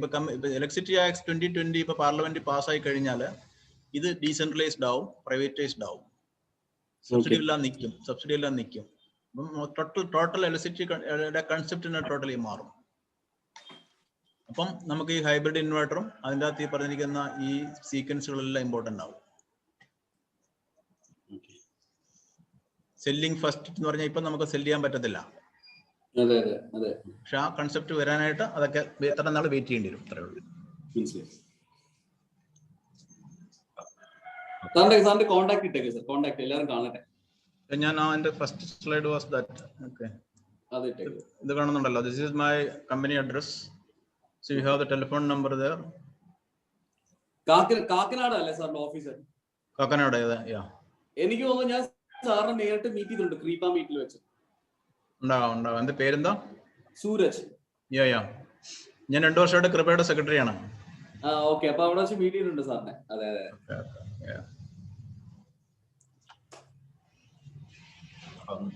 ഓക്കെ, അപ്പൊ എന്തെങ്കിലും ആവശ്യം ഉണ്ടെങ്കിൽ വിളിച്ചാൽ മതി. Thank you so much sir. Okay. So okay Kannan. Thank you sir. Sir ഇപ്പൊ 1.5 മണിക്കൂറുള്ള ക്ലാസ് 2 മണിക്കൂർ എടുത്ത് സാർ അത്രത്തോളം അവരോടുള്ള ആത്മാർത്ഥമായ താല്പര്യവും സാർ അത് വളരെ സിമ്പിൾ ആയിട്ട് കാര്യങ്ങളൊക്കെ പ്രസന്റ് ചെയ്തു. പിന്നെ ഞാൻ ശ്രദ്ധിച്ചൊരു പോയിന്റ്, ഈ ആന്റി ഐലൻഡിന്റെ ഒരു അഡ്വാൻറ്റേജ്, ഒരു കാര്യം ഇതുവരെ ആരും ശ്രദ്ധിക്കാത്തൊരു പോയിന്റ് ആയിരുന്നു സാർ ഇന്ന് ഡിസ്കസ് ചെയ്തത്. അതൊരു സ്പെഷ്യൽ ഒരു പോയിന്റ്. അത് ശരിയാ. അത് പുതിയൊരു ഇൻഫർമേഷൻ ആയിരുന്നു, എനിക്ക് അറിയത്തില്ലായിരുന്നു. ഓക്കെ, അപ്പൊ അതേപോലുള്ള ഒത്തിരി അഡ്വാൻസ്ഡ് അല്ലെങ്കിൽ മനസ്സിലാക്കാൻ പറ്റിയ പുതിയ കാര്യങ്ങളൊക്കെ സാറിന്റെ ക്ലാസ്സിലുണ്ടായിരുന്നു. സാർ തീർച്ചയായും ഞങ്ങൾക്ക് വേണ്ടി ഇങ്ങനെ ഒരു ക്ലാസ് എടുത്ത് തന്നതിൽ വളരെ നന്ദി. ഇനിയും സാറിന് ഞങ്ങളുടെ ഇതിൽ ഇടയ്ക്ക് വന്ന് സാറൊന്ന് സപ്പോർട്ട് ചെയ്ത് തരിക. Okay, bye. Thank you so much. Thank U.